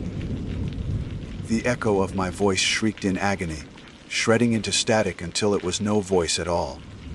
My ears bled from the sound. I collapsed to the dirt, clutching the ruined map, gasping as the forest roared like a wounded beast. Then silence. Not the heavy, suffocating silence I had known, but true absence. No whispers, no scraping. The forest was empty. For the first time since stepping into this nightmare, I was alone. I dared to breathe. My body shook with release. Slowly, trembling, I unfolded the torn halves. The path had ended midline, jagged and unfinished. No more instructions, no more handwriting, only dead paper. Relief washed through me so powerful I nearly wept. I curled around the scraps, clinging to them as proof that I had broken free. Sleep took me like a hammer. When dawn came, light pierced the canopy with honest warmth. Birds sang again. Birds. I laughed aloud at the sound. Giddy, disbelieving. My chest ached with joy. The forest was alive again. I gathered my things with weak but eager hands. I would find my way back. Without the map, I could chart my own course. I would mark trees, pace distances, follow the sun. I would go home. Hours passed. The forest stretched endless. I saw no landmarks I recognized, no ridges, no creeks that matched memory. The sun moved across the sky, but its direction shifted strangely, refusing to orient me. My compass was still dead, needles spinning in manic circles. By afternoon, panic scratched again. I pulled the torn map from my pack, desperate for guidance. My heart stopped. The halves had rejoined. The paper lay whole, smooth, unbroken. The path stretched further, darker than ever, the handwriting thicker, heavier, etched like scars into the fibers. And there, in the margin, words waited for me, written bold and final, "You cannot tear what you are." My vision blurred. My knees buckled. I fell to the dirt, choking on despair. The forest hummed again, low and patient, as if amused at my attempt at rebellion. In the distance, faint but growing, came the sound of pencil on paper. Slow, steady, endless. I pressed my forehead to the map, breath shuddering. The graphite lines trembled under my skin, pulsing like veins. I knew then what the message meant. The map was not something I carried. The map was me. Every line was bone, every note was blood, every path was the cage of my own life, and there would be no going home. My name is Myrtaland, and I was raised with a respect for the woods that bordered the edges of every map I drew as a child. My father had been a hiker. My mother a teacher who insisted that books and trails were both ways of learning. And somewhere between their lessons I grew to love the silence of pines and the patience of rivers. At 26, I thought I understood the language of the well enough to teach it to others. That belief led me into the valley, where the fire I built would not stay lit, where sparks climbed into the night and returned to us in ways I could never have imagined. The trip was meant to be simple, a weekend escape from the demands of my city job, a reminder of what my body felt like when it belonged to soil instead of concrete. I had invited 2 friends along, Mark and Danny, who trusted me to guide them, because I had been the one with trail experience. They knew how to hike, but not how to live within the rhythm of wilderness. I wanted to show them. I wanted to be the one who could make a fire from damp twigs and coax warmth out of the chill air. Perhaps that eagerness blinded me to the strangeness that waited for us. We set up camp in a clearing tucked between stands of spruce, not far from a slow-moving creek that whispered over stones. The autumn air had a bite, though the sky was clear. I remember thinking how perfect it all felt, how the shadows stretched long and blue as the sun went down. I gathered fallen branches, tested their dryness, and began building the fire while Mark pitched the tent and Danny spread out sleeping bags. My hands moved the way I had practiced 100 times, arranging kindling into a small teepee shape, tucking leaves and pine needles into its heart. I struck the match with a small thrill of satisfaction, ready for flame to catch. The fire started, but it did not stay. The moment the flame rose beyond a small flicker, it would gutter out as if unseen breath pressed against it. I frowned, rebuilt, tried again.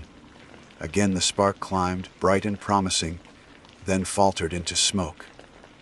The third time I leaned close, protecting the fragile glow with cupped palms. But even as the tinder flared, the flame seemed to leap upward, escape my grasp, and disappear into the air above. That was when we saw the sparks behave strangely.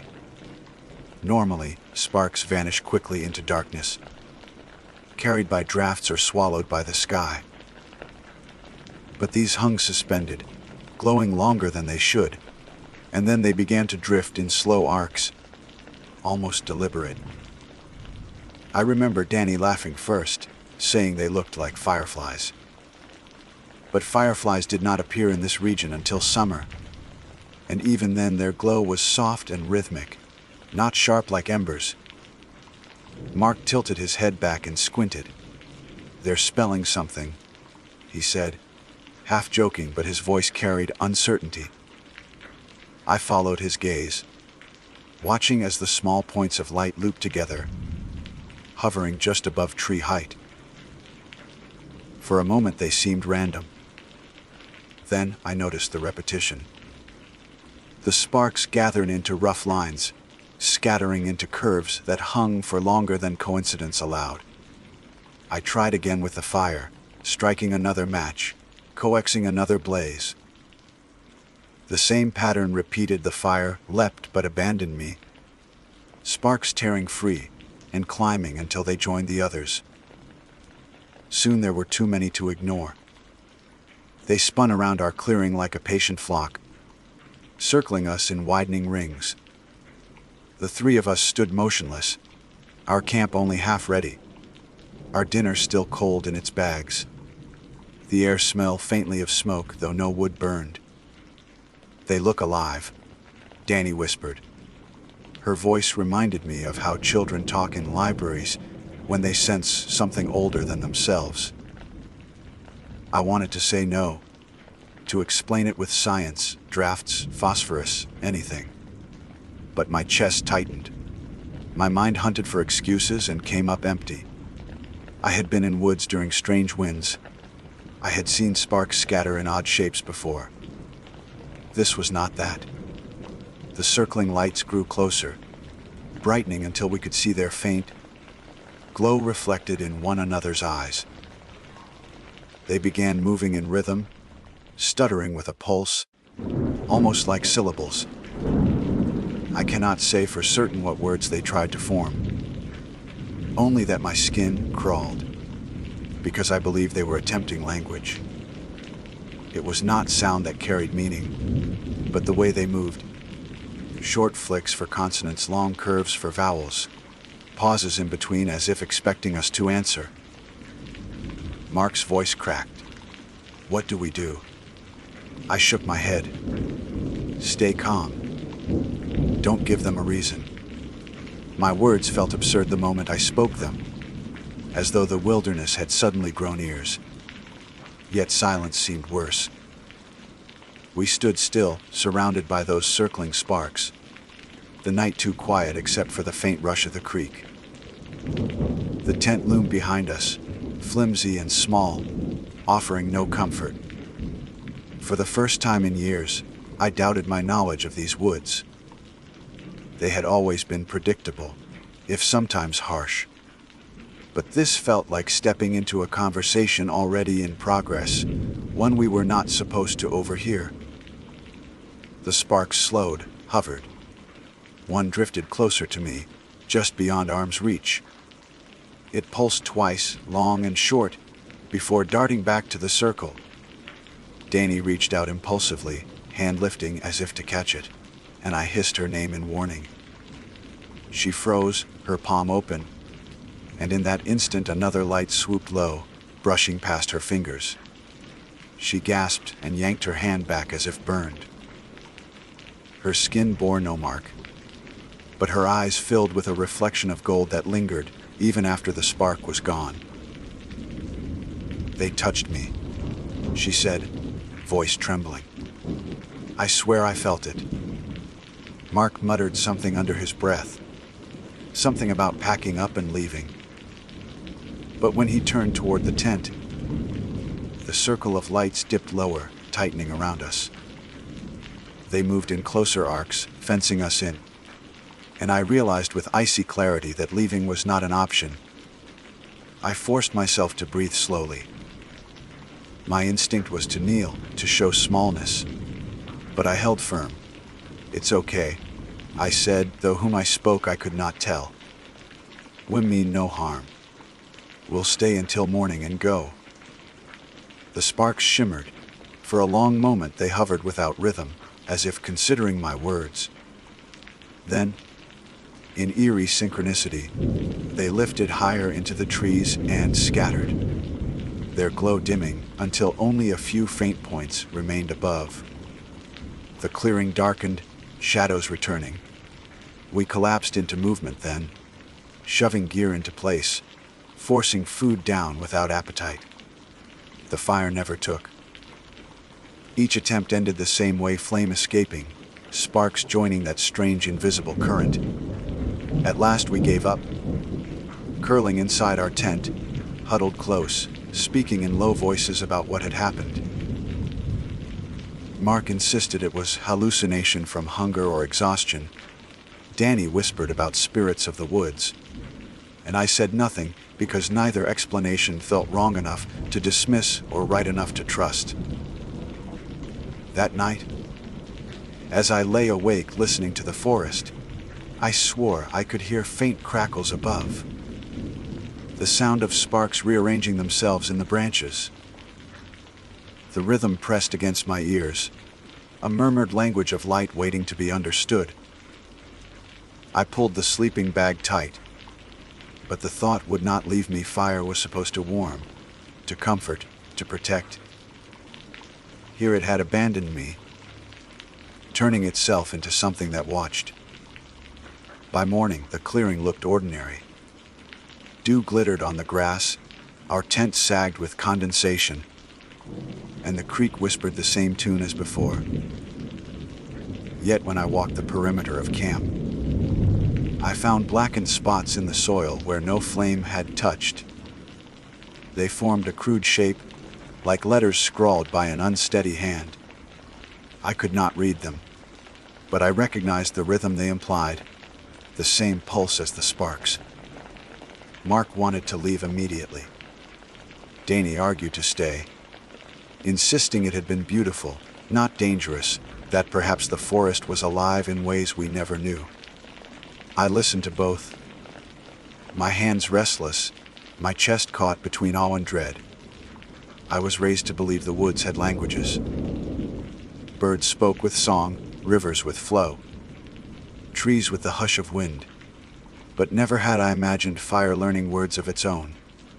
And as we packed, I wondered if by striking that first match, I had awakened something that had waited patiently for someone like me. Someone eager. Someone reckless enough to think they understood. We set off down the trail, with heavy packs and heavier silence. I carried the weight of those sparks in my eyes, the way they circled, the way they tried to speak. No lesson from my parents, no memory of books or trails, had prepared me for this kind of language. And even as the morning sun broke through the canopy, I could not shake the certainty that nightfall would bring the conversation back, unfinished, waiting for an answer. We walked in silence for hours, each step cushioned by damp earth, each breath marked by the memory of sparks. The trail dipped into shadowed valleys and climbed ridges where the trees thinned. But no matter the scenery, I could not shake the sensation that we were still enclosed, still being observed.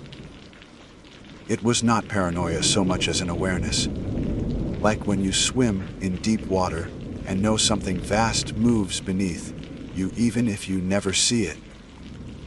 Mark stayed ahead, moving fast, his pack jostling with every step as though urgency alone could free him from what we had witnessed. Danny lagged behind, slower, often craning her neck toward the canopy, as if expecting to see the sparks again. I tried to pace myself between them, pulled taut by their opposite instincts. My body wanted to follow Mark's speed, to run until exhaustion. But something deeper told me that running would make us prey. Around midday we stopped by the creek, the same ribbon of water that had lulled us the night before. Mark dropped his pack roughly, unrolling his map with trembling hands. "We'll cut east," he said. "No more wasting time. We're not staying another night out here." His voice broke with strain. and I knew he was hanging on to logic as though it were the last branch above a cliff. Danny crouched by the water, dipping her fingers into the current. "You didn't see how they moved, did you?" "Not really. That was language. They were trying to tell us something. They were sparks." Mark snapped. "They weren't trying anything. They were, I don't know, static, trick of the eye. But if we stay here, whatever it is gets into our heads. We need to go." I knelt between them, looking at the map though my focus blurred. The trail east would take us closer to the main road, safer. But I remembered the blackened symbols burned into the ground at our camp, shapes that felt like unfinished words. "If we leave too fast," I said slowly, "what if they follow?" Mark laughed harshly. "Follow? They're not animals." I wanted to agree, but my throat tightened. I remembered Danny's hand, glowing faintly after the spark touched her, the reflection in her eyes that lingered. That had not been hallucination. That had been contact. We ate without appetite, energy bars chewed into paste, water sipped without relief. When we shouldered our packs again, I noticed Danny tuck her hand into her jacket pocket, as though protecting it. She caught me looking and offered a small smile that did not reach her eyes. "It still feels warm," she admitted softly. I wanted to examine her palm, to look for burns or marks, but something held me back. If I saw proof, it would make the strangeness too solid. The day stretched long, the trail winding through endless repetition of trees. Shadows lengthened sooner than they should have. By late afternoon, the light slanted gold, yet the forest seemed to dim around us, as if clouds we could not see had gathered above. The silence grew thicker. Even the creek seemed subdued, its chatter muted. Mark kept muttering under his breath, lines of frustration repeating. Just a few more miles. Just a few more. It was as though he believed distance itself was a spell of safety. Donnie, on the other hand, began humming faintly, almost tuneless, but with a rhythm I recognized. The same long and short pulses the sparks had used. I stopped dead in the trail. "What are you humming?" She blinked at me, startled. "I don't know. It just came to me." Mark spun, furious. "Stop it. Stop feeding into it." "I'm not feeding anything," she said sharply. "It's in my head already." She tapped her temple. They left it there. We stood in tense silence until I forced us onward, but the tune clung to me. Long, short, long pause. It echoed in my chest like the beat of another heart. When dusk came, we had no choice but to stop. My legs shook from fatigue, and even Mark had slowed to a stumbling pace. We found a hollow beneath leaning pines, ground thick with needles, and dropped our packs. Mark refused to consider a fire, his fear of sparks outweighing his need for warmth. Danny argued quietly but gave in. We ate cold again, hunched against the creeping dark. Night closed in fast. The trees above seemed too tall, their crowns merging into blackness that pressed down on us. Without fire, the cold gnawed into our bones. I tried to stay awake, tried to listen, but exhaustion pulled me under in jagged bursts. Every time my eyes closed, I dreamed of sparks circling, forming words I could almost read but never quite understand.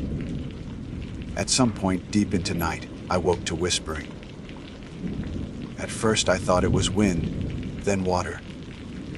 But the sound was sharper, sibilant, rising and falling like speech. I pushed myself up, heart hammering. Mark lay beside me, restless in sleep, his breath uneven. Danny was gone. Panic spiked through me. I scrambled out of my bag and into the clearing. At first I saw nothing but dark.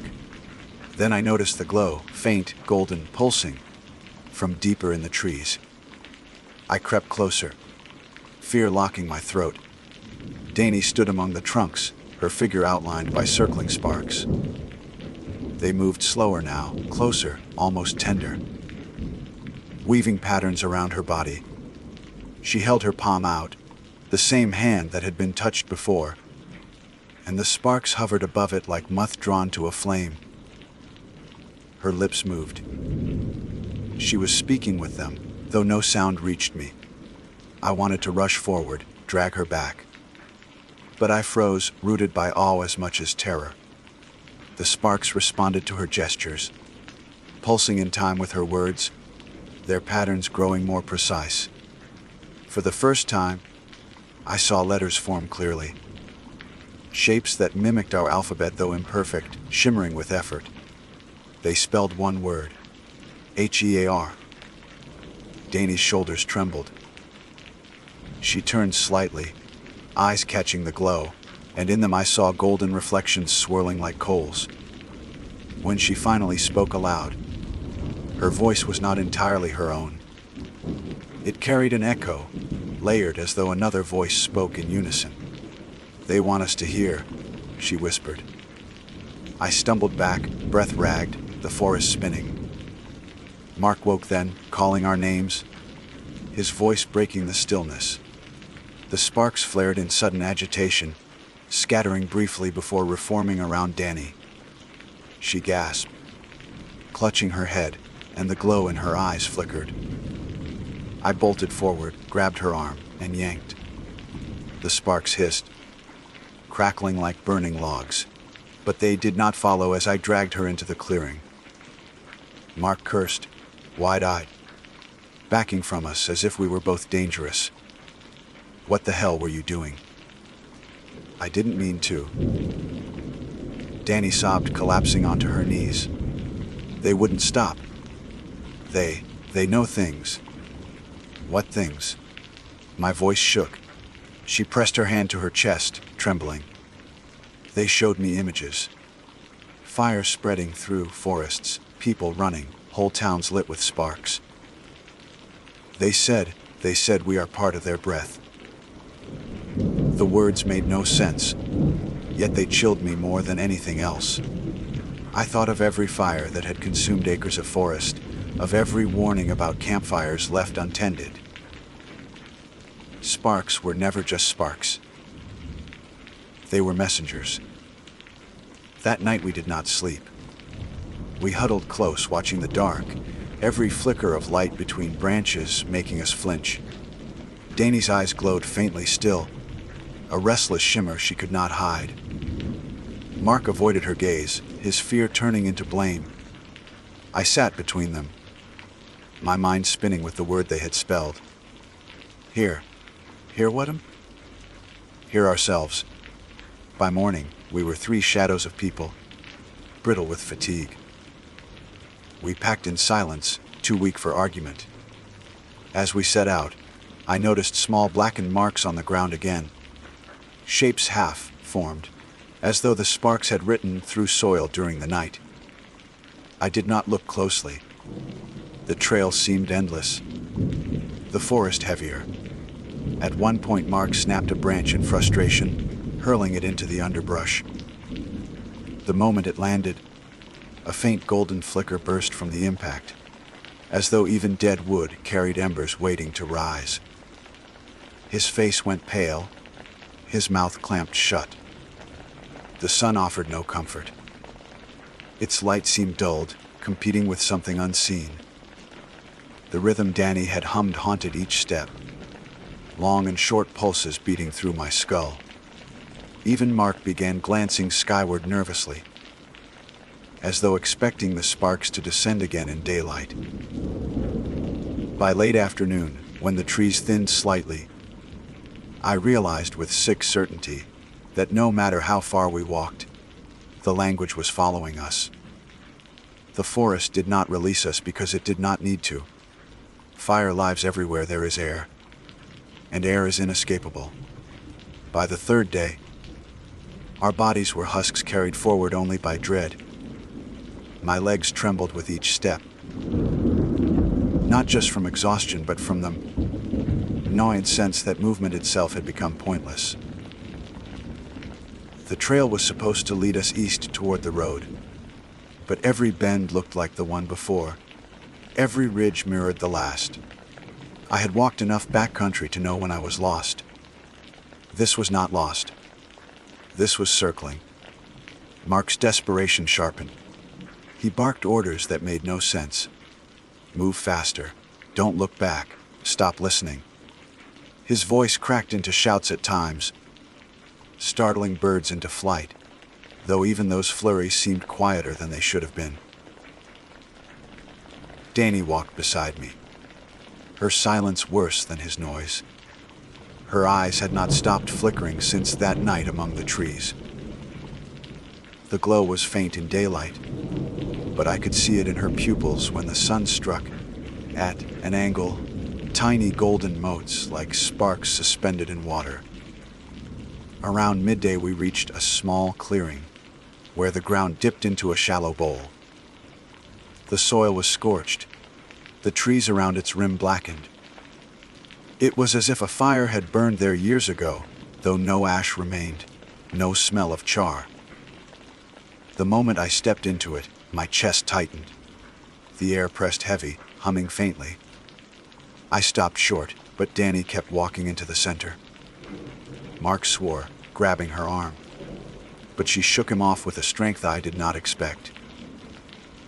"They brought us here," she said. Her voice carried that echo again, layered. A second tone hidden beneath. "This is where they gather." I wanted to pull her back, but my feet refused to move forward. The bowl felt like a mouth, and Danny was already stepping onto its tongue. She raised her glowing hand and the air responded. From the soil, tiny lights seeped upward, at first faint, then brighter, rising like breath from unseen lungs. They lifted into the sky, circling her as if she were a flame of her own. Mark broke then. He ran forward, grabbed Danny by the shoulders, and shook her. "No! Stop letting them use you." His scream echoed strangely, caught by the bowl's curve. The sparks flared. They swarmed between him and Danny, forming jagged shapes that pulsed in rapid rhythm. I could not decipher the words, but I felt them like static in my teeth. Danny cried out, clutching her temples.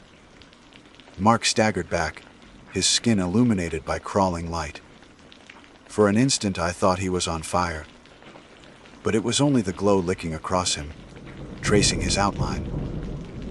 I forced myself forward then, dragging Mark away. His body convulsed in my grip, but the sparks released him as I pulled him out of the bowl. His chest heaved, his face slick with sweat, his eyes wild. "They're inside her," he gasped. "She's not Danny anymore." I turned back.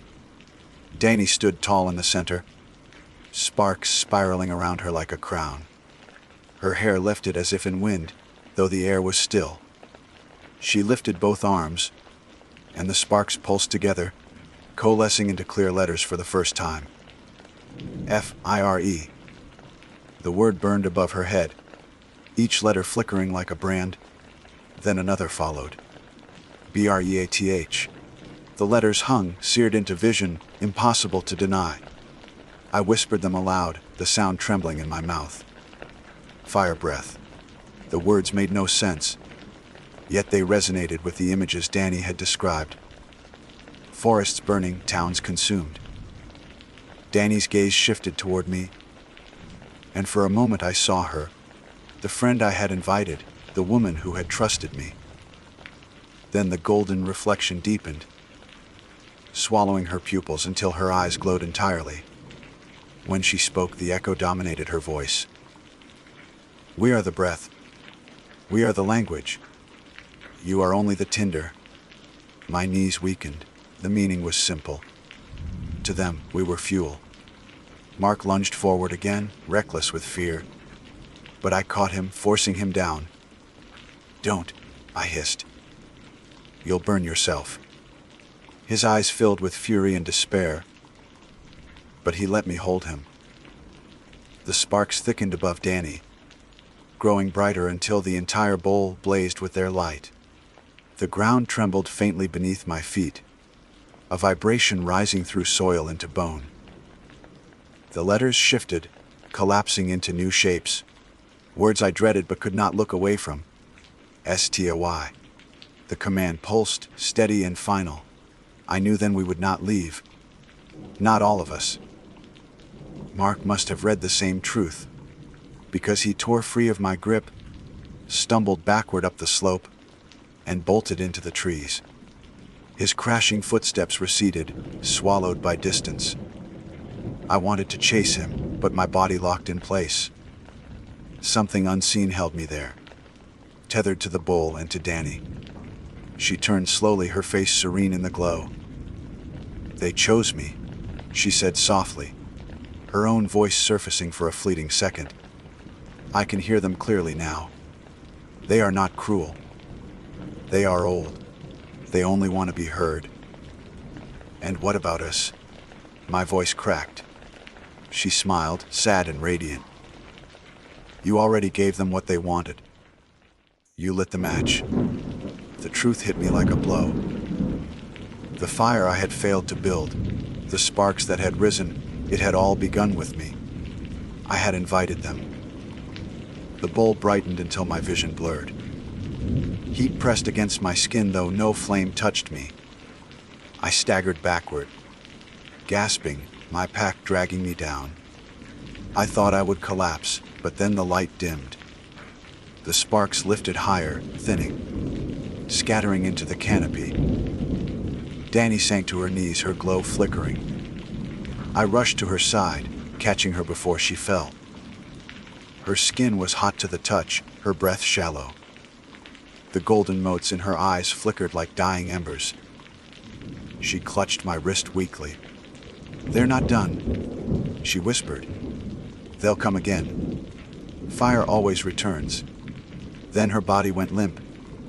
I shook her, begged her name, but her chest rose no more. The glow in her eyes faded, leaving only stillness. Around us, the last sparks vanished into air. I do not know how long I sat there, holding her, the silence pressing heavy. Eventually I forced myself up, numb, and staggered out of the bowl. My body moved without thought, driven only by the need to survive. I never saw Mark again. Perhaps he reached the road, perhaps not. I only know I walked for another day, before the forest opened to asphalt, my body collapsing at the edge of civilization. A passing car found me, carried me back to the world of noise and engines. But the world had changed.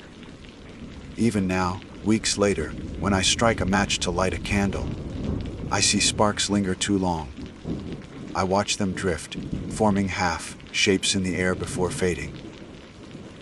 Sometimes I catch myself humming the rhythm Danny did, long and short pulses beating through my skull. Sometimes I wake to the smell of smoke, though nothing burns. I have not gone back to the woods. I do not know if I ever will. But I understand now what they meant when they spelled their words. Fire is not just flame. It is breath, it is language, it is memory. Every blaze that consumes a forest, every ember that drifts into night, carries their voice. And I was the one who answered. I fear I always will. My name is Declan Moore. I am 32 years old, a geologist by training and an eager hiker by compulsion, though I sometimes wonder which of those came first. It is difficult to say whether the rocks led me to the trails or the trails led me to the rocks, but I have always believed the ground has stories to tell, and I have spent much of my adult life trying to listen.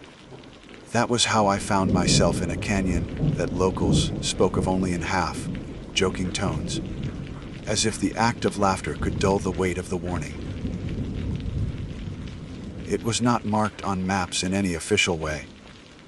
but I had heard about it in a bar conversation with a retired ranger who had leaned in close, smelling of wood smoke and bourbon, and whispered, "You want strange. Hike down into Ashford Canyon, but mind the echoes. They don't come back right." I should have taken that as a story told to spook outsiders, but something in his expression did not carry the exaggeration of myth. His eyes had been steady, humorless, and a little hollow, as if he had spent too long remembering sounds that did not belong to him. That expression stayed with me, haunting me more than his words, and weeks later I found myself packing gear for a 2-day trek that would end in that canyon. The hike began without incident. The trail leading toward the rim wound through a sweep of desert scrub, dotted with clusters of sage and ocotillo that reached their arms toward the relentless sun. The air was dry enough that each breath felt like drinking heat, but I had been in harsher environments, and I kept steady, comforted by the weight of my pack and the rhythm of boots against dirt. There was an eerie stillness in the land around me. Birds wheeled high above, silent silhouettes against the sky. Even insects seemed muted, their buzzing absent from the soundtrack of the afternoon. By the time I reached the rim, I felt as though I had already stepped into a place that refused to host life too loudly. The canyon itself was narrow, walls rising sheer and red, like the ribs of a colossal beast turned to stone. Shadows gathered in the gorge below, and though it was barely past 3 in the afternoon, it looked like evening down there. I paused, leaning on my trekking pole, studying the sharp drop and the switchback trail carved roughly into the wall. A thrill ran through me, the old mingling of fear and curiosity that had gotten me into trouble before. I told myself it was geology that drew me forward. Layers of sandstone and shale stacked like pages in a book older than humanity. But the truth was simpler. I wanted to hear the echoes. Descending was treacherous. The switchbacks were narrow, carved without guardrails, and gravel shifted under each step, sliding toward the drop. My palms sweated against the straps of my pack, but the canyon welcomed me downward. And soon the walls rose high above my head, blotting out the horizon. The air cooled, damp with the faint mineral tang of stone that rarely saw the sun. I could feel the silence pressing against my eardrums, as if the canyon had swallowed not only sound, but the very possibility of it. I tried first with a whistle, sharp and simple.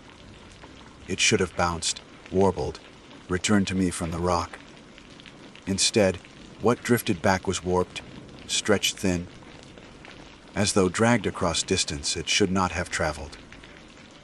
The whistle sounded older, broken by age, and beneath its cracked note I thought I heard the faint hitch of breath, as if someone struggling through their lungs had repeated it. I stood frozen, sweat cooling on my back, despite the air's stillness. My rational mind told me that the acoustics here might simply deform sound. Echoes can warp in strange landscapes, and my own anticipation could explain the illusion of weakness in the reply. Still, my gut twisted, telling me the ranger's warning had not been bar banter. I shouted next. Just a simple word. Hello. Drawn from some foolish need to test the canyon further.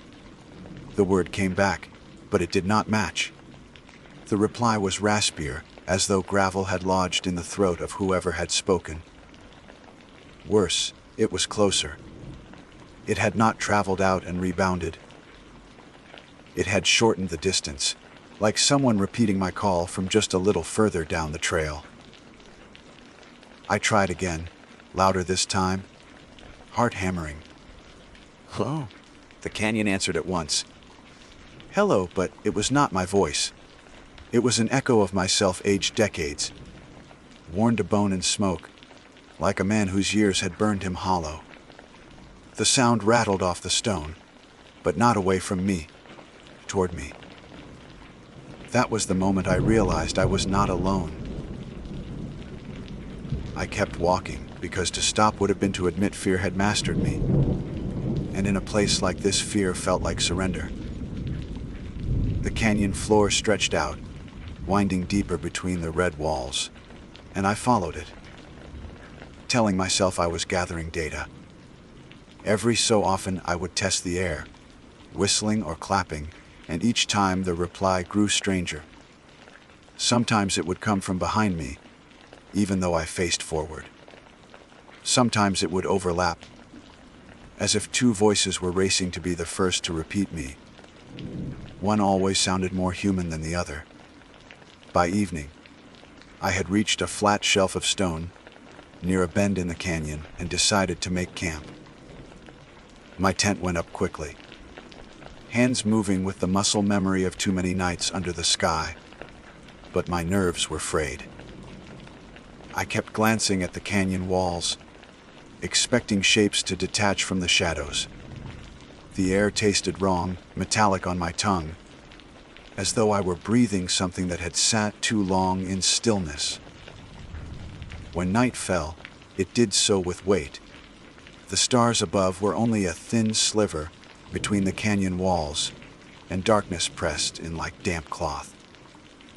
I lit a small fire in a ring of stones, coaxing it to life with shavings and matches. But even its crackle seemed muted, swallowed by the canyon. That was when I realized I had made a mistake. I called out without meaning to. A simple noise escaped me, the way someone might grunt lifting wood onto a flame. The canyon gave it back instantly, but raspier, older, and closer than I had spoken it. My hands froze over the kindling. The fire sputtered, and sparks leapt upward, dancing against the black. For a heartbeat, I thought I saw faces in those sparks. Lined, weathered, lips moving in whispers that matched no sound. I nearly packed and left right then, but reason held me. It was too dark, too dangerous to attempt the climb back up the switchbacks at night.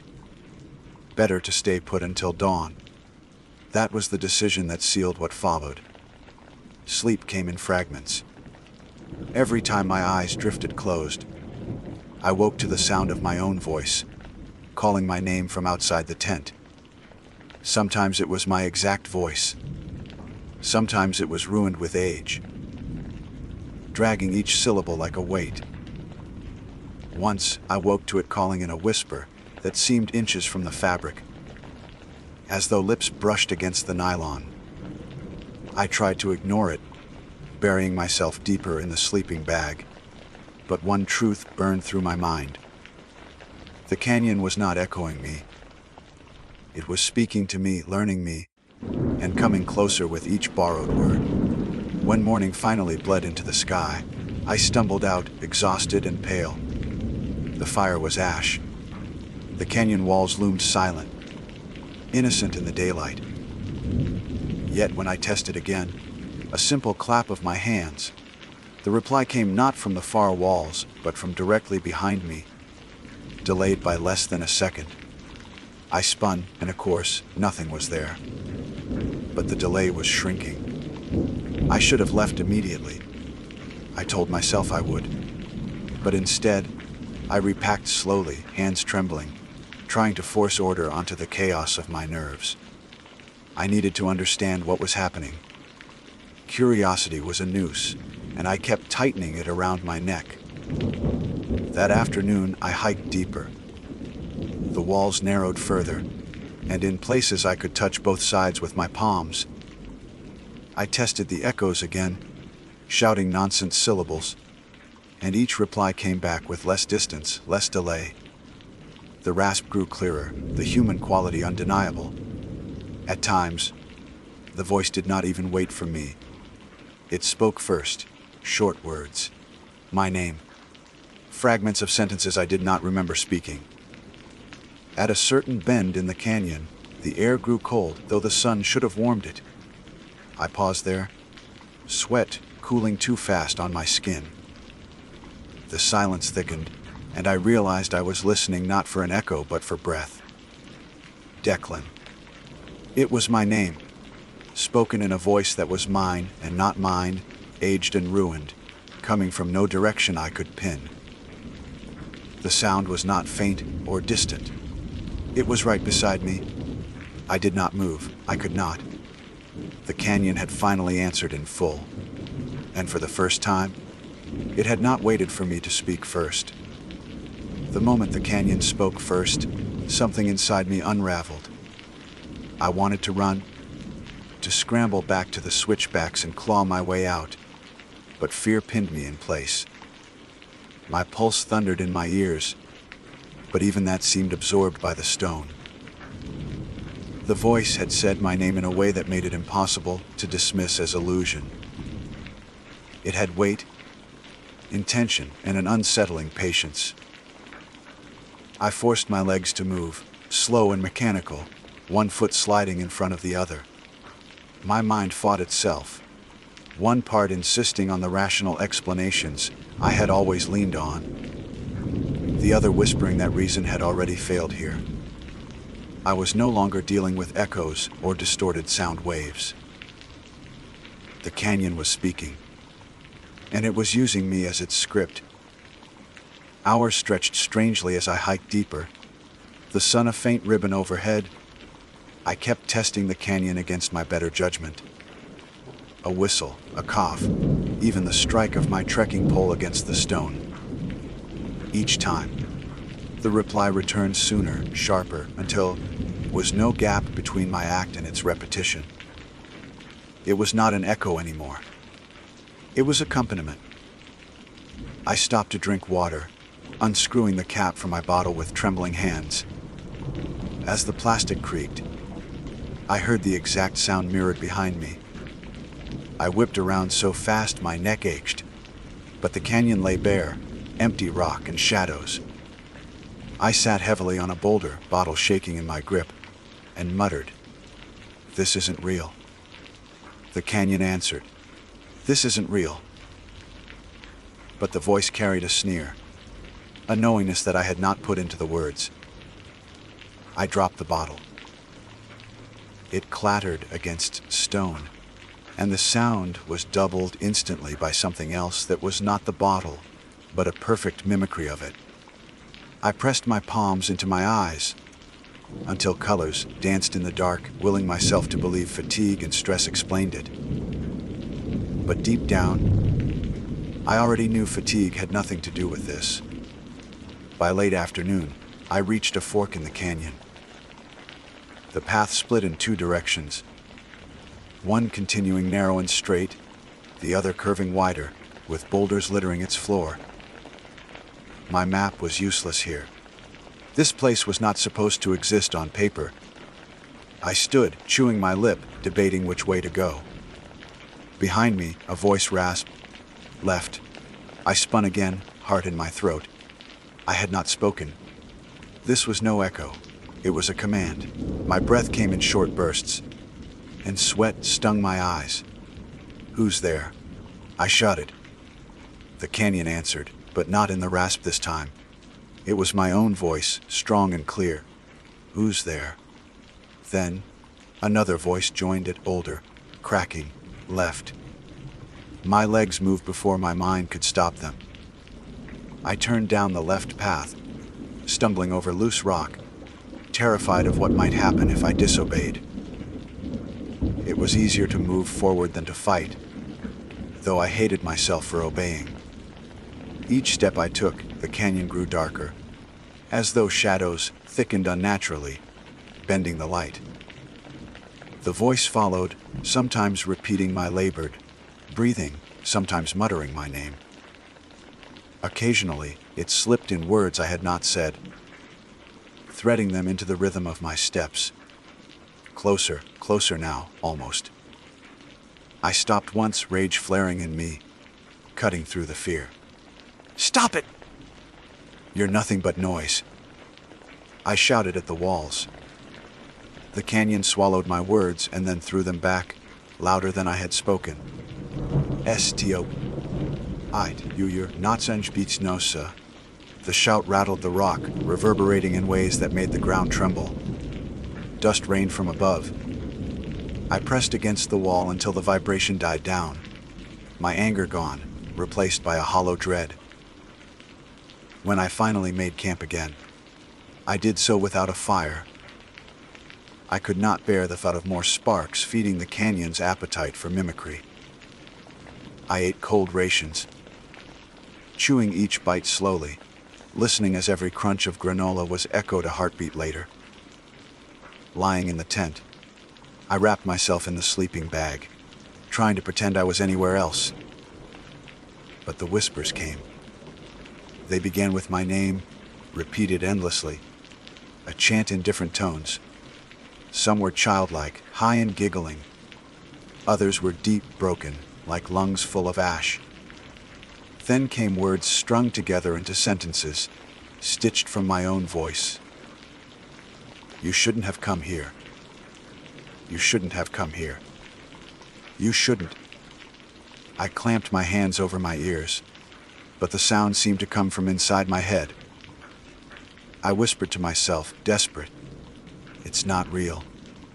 The canyon murmured back, "It's too real." Sleep was impossible. Each time I drifted, a sound snapped me awake, a zipper tugged, fabric shifting, boots scraping gravel. Once, I heard breathing so close it rustled the hair at my temple, though no one was there when I bolted upright. By the time dawn bled pale light into the canyon, I was half mad with exhaustion. I packed quickly, not even bothering with breakfast, and stumbled onward. My only thought was escape. If I kept walking, surely I would find a way out, some route that led me back to the rim. But the canyon had no end. The walls twisted, folding on themselves, leading me deeper, though I tried to climb upward whenever possible. And all the while, the voice stayed near, now walking in step with me. I could almost feel its presence, a heat or a chill just at my shoulder, though when I swung my arm out wide it touched only air. At midday, I found bones. They were scattered across a flat ledge, sun-bleached and brittle. At first, I thought they belonged to some animal, but the longer I looked, the clearer it became that some were human. A ribcage lay collapsed in on itself, and a femur protruded from the dust at an unnatural angle. A cracked skull, jaw missing, grinned blindly at the sky. My stomach lurched. I stumbled back, gagging, clutching my knees. The canyon was silent for a long moment, as if holding its breath with me. Then, softly, the rasp whispered, "Declan." I snapped upright, terror gnawing at me. "No," I whispered, voice breaking. "Yes." The word slid out of the stone itself, wrapping around me like smoke. I stumbled backward, boots crunching bones that cracked like dry twigs. I ran then, without plan, without thought, crashing through the canyon like a panicked animal. My lungs burned, and every time I gasped, I heard the canyon gasp with me. I tripped, sprawling hard on the stone, palms scraped raw. My pack dug into my back, nearly crushing the wind from me. I lay there, wheezing, and heard it crouch beside me. Not footsteps, not movement, just the voice, right at my ear. I screamed, scrambling up, forcing my legs to keep moving. Tears blurred my vision. I don't remember how far I ran, only that the canyon never let me go. Every turn looked the same, the walls endless and red. I was trapped in a labyrinth that had swallowed others before me. When exhaustion finally broke me, I collapsed against a boulder. My chest heaved, vision swimming. The canyon whispered lullabies in my own voice, mocking the way my mother had once soothed me as a child. I wanted to claw the sound out of my ears. Hours passed, maybe more. Time stretched thin. I began to feel as though the canyon had always known me, as though my whole life had been a prelude to this. I thought of the ranger's hollow eyes, the way he had whispered about echoes that didn't come back right. Perhaps he had heard his own voice, until he no longer knew which was his. Perhaps that was why his words had clung to me like a curse. By the time night fell again, I had stopped speaking. I was afraid of giving the canyon more material to use against me. I moved in silence, setting my tent with trembling hands, drinking water in tiny sips. But silence did not protect me. The voice spoke anyway. It told me things I had never said aloud. Regrets I had buried deep. The argument with my father the week before he died. The night I stood on a bridge, wondering if I would jump. The secrets I thought belonged only to me. Hearing them in my own voice broke something in me, as if the canyon were peeling me open, exposing every hidden wound. Declan, it whispered tenderly, almost kind. You belong here. I pressed my palms to my face and sobbed. I do not know how long I cried.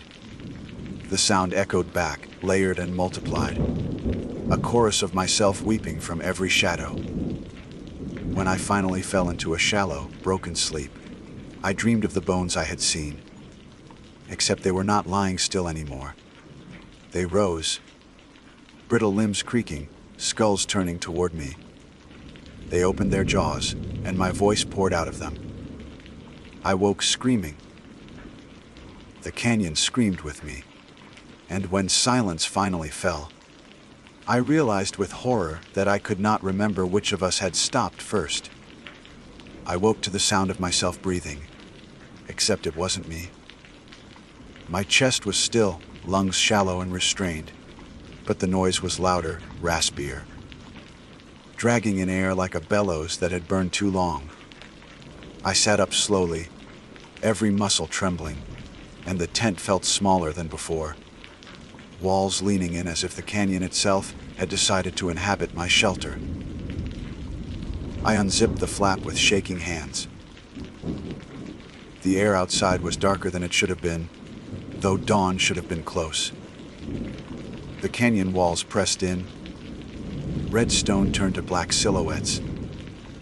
My pack sat where I had left it, but the straps had been disturbed, hanging loose as if fingers had traced them during the night.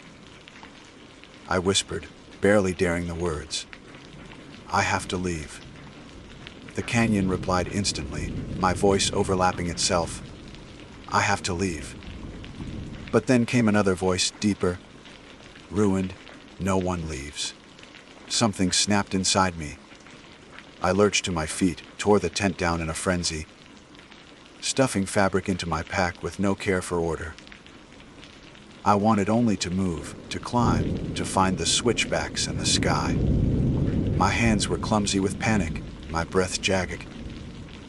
Every sound I made was mirrored, doubled, tripled, until it felt like a crowd of invisible selves surrounded me, repeating, mocking, whispering. I stumbled down the canyon path, boots slipping on loose gravel. My mind fixed on one thought: if I kept moving, if I refused to stop, I might find my way back. The canyon could not be endless, but the canyon did not want me to go. The path twisted in ways I did not remember. Sheer walls loomed where there had been none before, bends leading me back, to places I swore I had already passed. My water bottle felt lighter each time. I lifted it, though I had not drunk enough to empty it. The air grew thick, metallic, as though I were breathing blood. The voices grew bolder. They no longer waited for me to speak first. They began conversations with one another, using my voice, layering tones of youth and age, male and female, all wearing the cadence of Declan Moore. One whispered, "He's breaking." Another laughed, "He was always meant to." A third, low and cold, "Soon, I clamped my hands over my ears, but it made no difference. The sound was inside me now, threaded into my skull. I screamed, and the scream multiplied, rising into a chorus of agony that rattled the stone. Dust fell from the canyon walls. A rock tumbled loose and shattered at my feet. I ran again, blind, reckless, scraping my shoulders raw against the walls. My boots slipped on stone, skin tore on sharp edges, but pain barely registered. What mattered was the way forward, any direction that felt like escape. At last, breathless and broken, I reached a narrow cleft in the canyon wall. It rose jagged and steep, but it looked like I might climb back toward the rim. Hope flared, fragile and desperate. I began to climb, fingers clawing into cracks, boots scraping for purchase. The voices rose in fury. No, they bellowed, a thunderous command that made my bones rattle. Stay. Stay. Stone shook beneath my hands, as though the canyon itself wanted to throw me off. I clung tighter, heart pounding, and hauled myself upward. Sweat stung my eyes. My arms ached. The rim seemed impossibly far, but each movement carried me higher. And then, as I reached for another handhold, a voice whispered directly into my ear. Not behind, not around, but inside. Declan, don't you want to know why? I froze, chest heaving. My fingers slipped, scraping skin, but I held on. The question burned in my head, louder with each echo. Don't you want to know why? Why the ranger's eyes were hollow. Why the bones lay scattered. Why the canyon had chosen me. No, I gasped, though the lie tasted bitter. The canyon laughed. My laugh, but twisted. Yes, I tried to climb faster, ignoring it, but with each movement the stone changed. Cracks smoothed out beneath my fingers, footholds crumbled into dust. My pack pulled at me, dragging me down. My muscles screamed. And always the voice, relentless. You'll never leave. You'll never leave. You'll never. Something gave way in me then. A thread snapping. I let go of the climb and dropped back to the canyon floor, landing hard on my knees. Pain shot up my legs, but I barely felt it. I staggered upright, head bowed, defeated. Right, I whispered. Tell me. The silence that followed was worse than the voices. The canyon seemed to hold its breath, savoring my surrender. Then the whispers returned, layered and countless, speaking as one. You are us. I shook my head violently.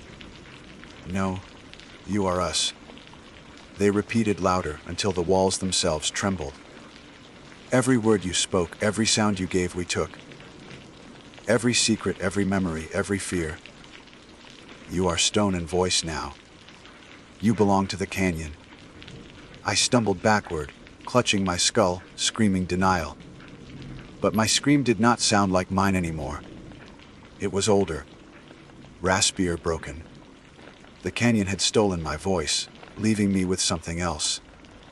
In the days that followed, I cannot say how many, for time dissolved, I wandered the canyon as a husk. I no longer shouted or whistled. I barely breathed.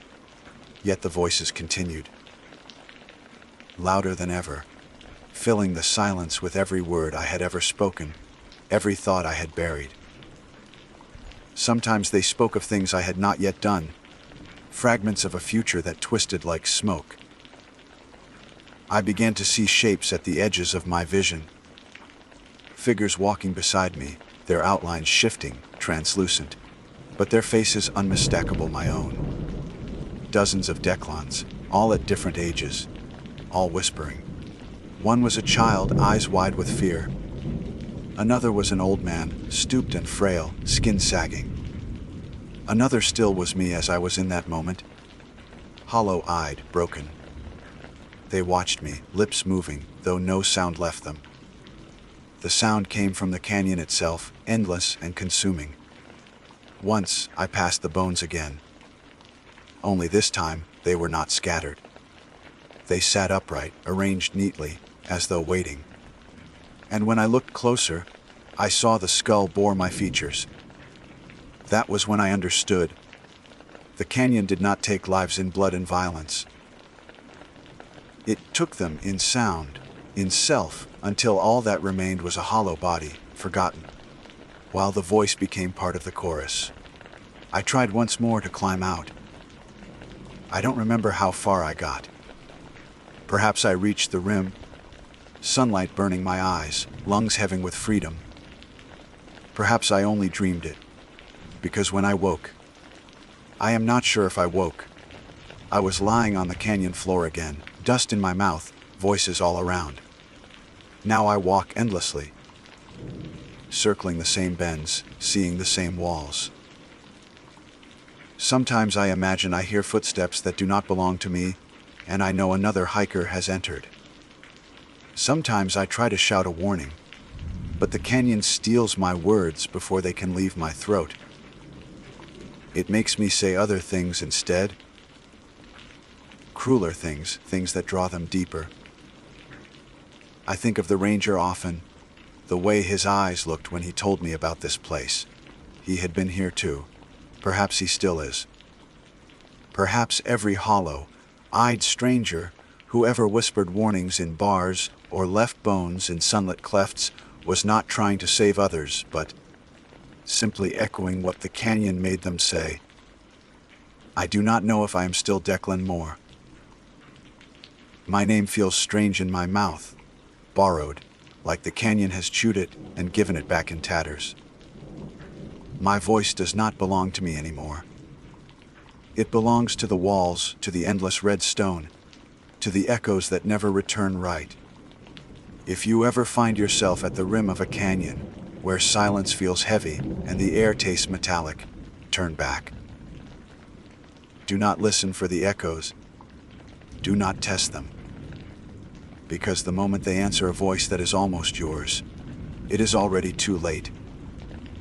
And if you hear your name whispered in the dark, know this: it is not the canyon calling. It is me. My name is Ivy Monroe, and I have always believed that the forest is a place of quiet refuge. A sanctuary where the noises of the world are replaced by wind threading through branches and the hushed songs of hidden birds. I was raised to respect the wilderness, to treat it not as an escape but as a cathedral, built of roots and stone and sky. My grandfather, a park ranger until the day his body gave out on him, taught me to listen before stepping forward, to trace with my eyes what the land was telling me before pressing down my boot. For years, I tried to live by his lessons. It is only now, after what happened, that I realize no amount of reverence protects you when the forest has already chosen you. I was camping alone in early autumn in a stretch of woods just outside the state park boundary where regulations grew thin and the trails blurred into game paths.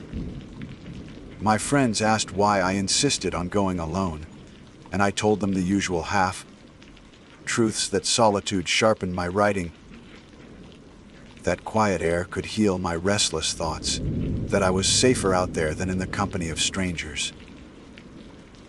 The truth was more complicated. I was testing myself. I wanted to know if I could carry my own weight, if I could survive several days on just what I packed, with no one's laughter to keep the night at bay. The first evening passed without incident. I set my small green tent in a hollow near a creek, filtered water, cooked rice and beans over the tiny camp stove, and sat in the fading light until crickets began their long orchestra. It was the kind of night my grandfather would have approved of: uneventful, steady, grounding. I fell asleep quickly, lulled by the trickle of water and the faintest rustle of something moving beyond the reach of my lantern. The second day was brighter. I hiked deeper, following no marked trail, using the sun as compass and instinct as guide. I remember stopping around noon to rest and catching sight of something unusual through the trees, a hammock, suspended in perfect symmetry between two maples, perhaps 20 yards off the faint track I had been following. At first I thought another camper must be nearby, but there were no signs. No packs, no tent, no gear scattered on the ground. Just the hammock, swaying slightly as if it had been brushed by wind, though I felt none on my face. It looked new, the fabric a faded green, but not weather-torn. Ropes wound neatly around each tree. There was nothing threatening about it, and yet I froze. The forest had a way of displaying oddities like objects out of place, man-made intrusions that carried a hint of wrongness. I reminded myself I was not trespassing. People left things in the woods all the time. Hammocks, chairs, even forgotten coolers.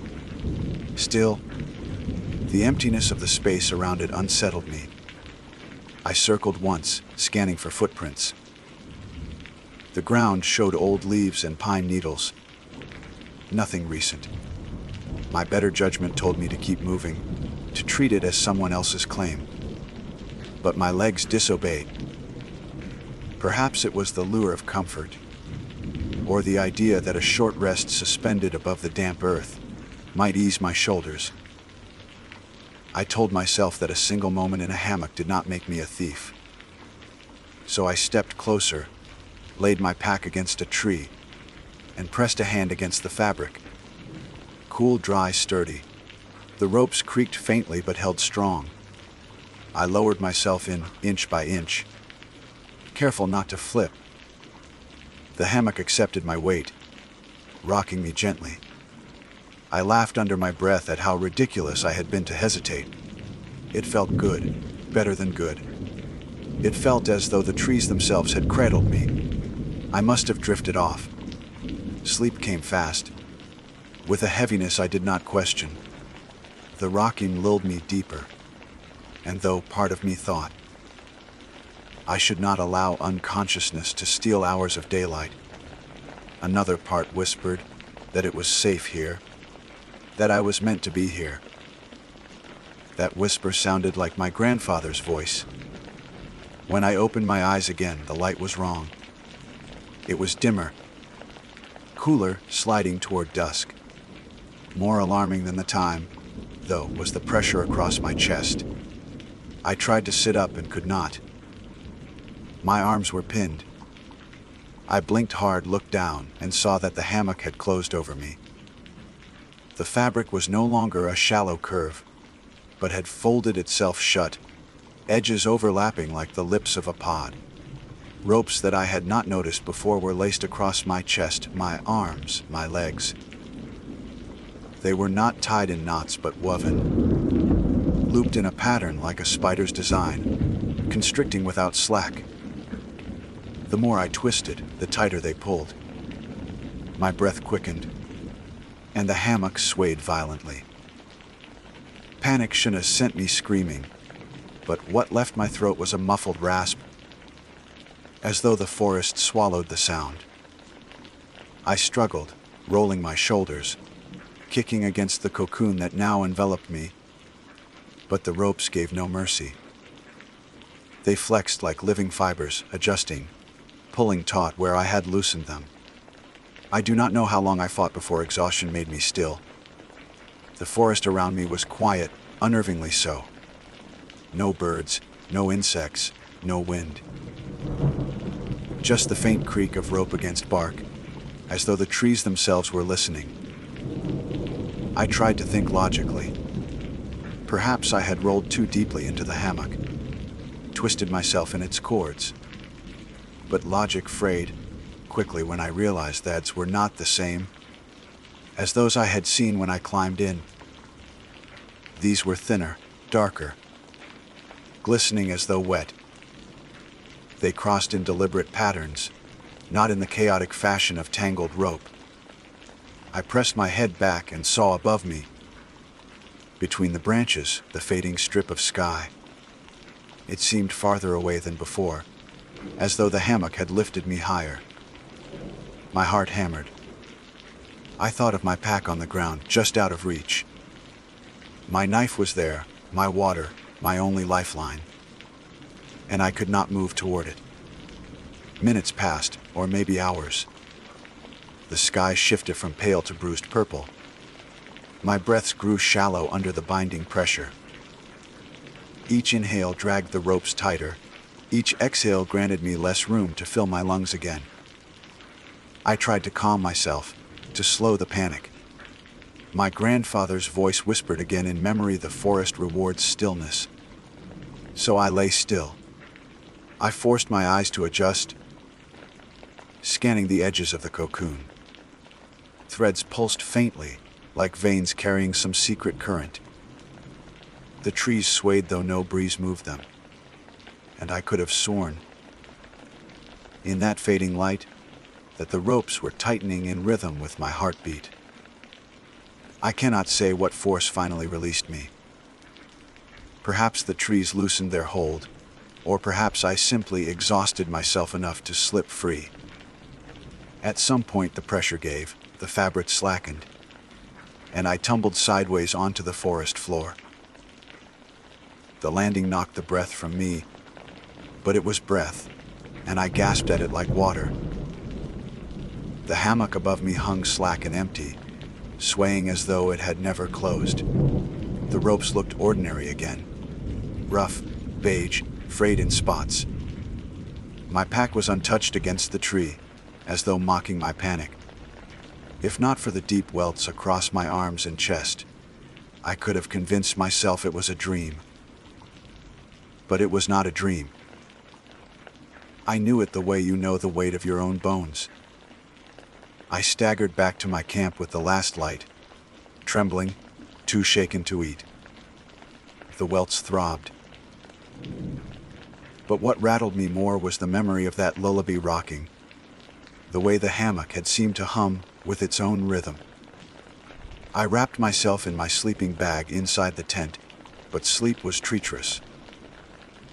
Every creak of branch outside sounded like rope tightening. Every whisper of wind against the nylon felt like threads brushing my skin. Sometime past midnight, I heard the sway again. That faint creak. Back and forth. Back and forth. I lay frozen, eyes open in the darkness, counting the beats until dawn. I did not sleep again that night. I could not. The sound of that creaking sway beyond the thin wall of my tent pulsed against my mind like a clock too close to the ear. I lay stiff, watching faint shadows ripple each time the trees shifted, my imagination sharpening them into shapes of hands or knots, or figures standing just beyond the nylon.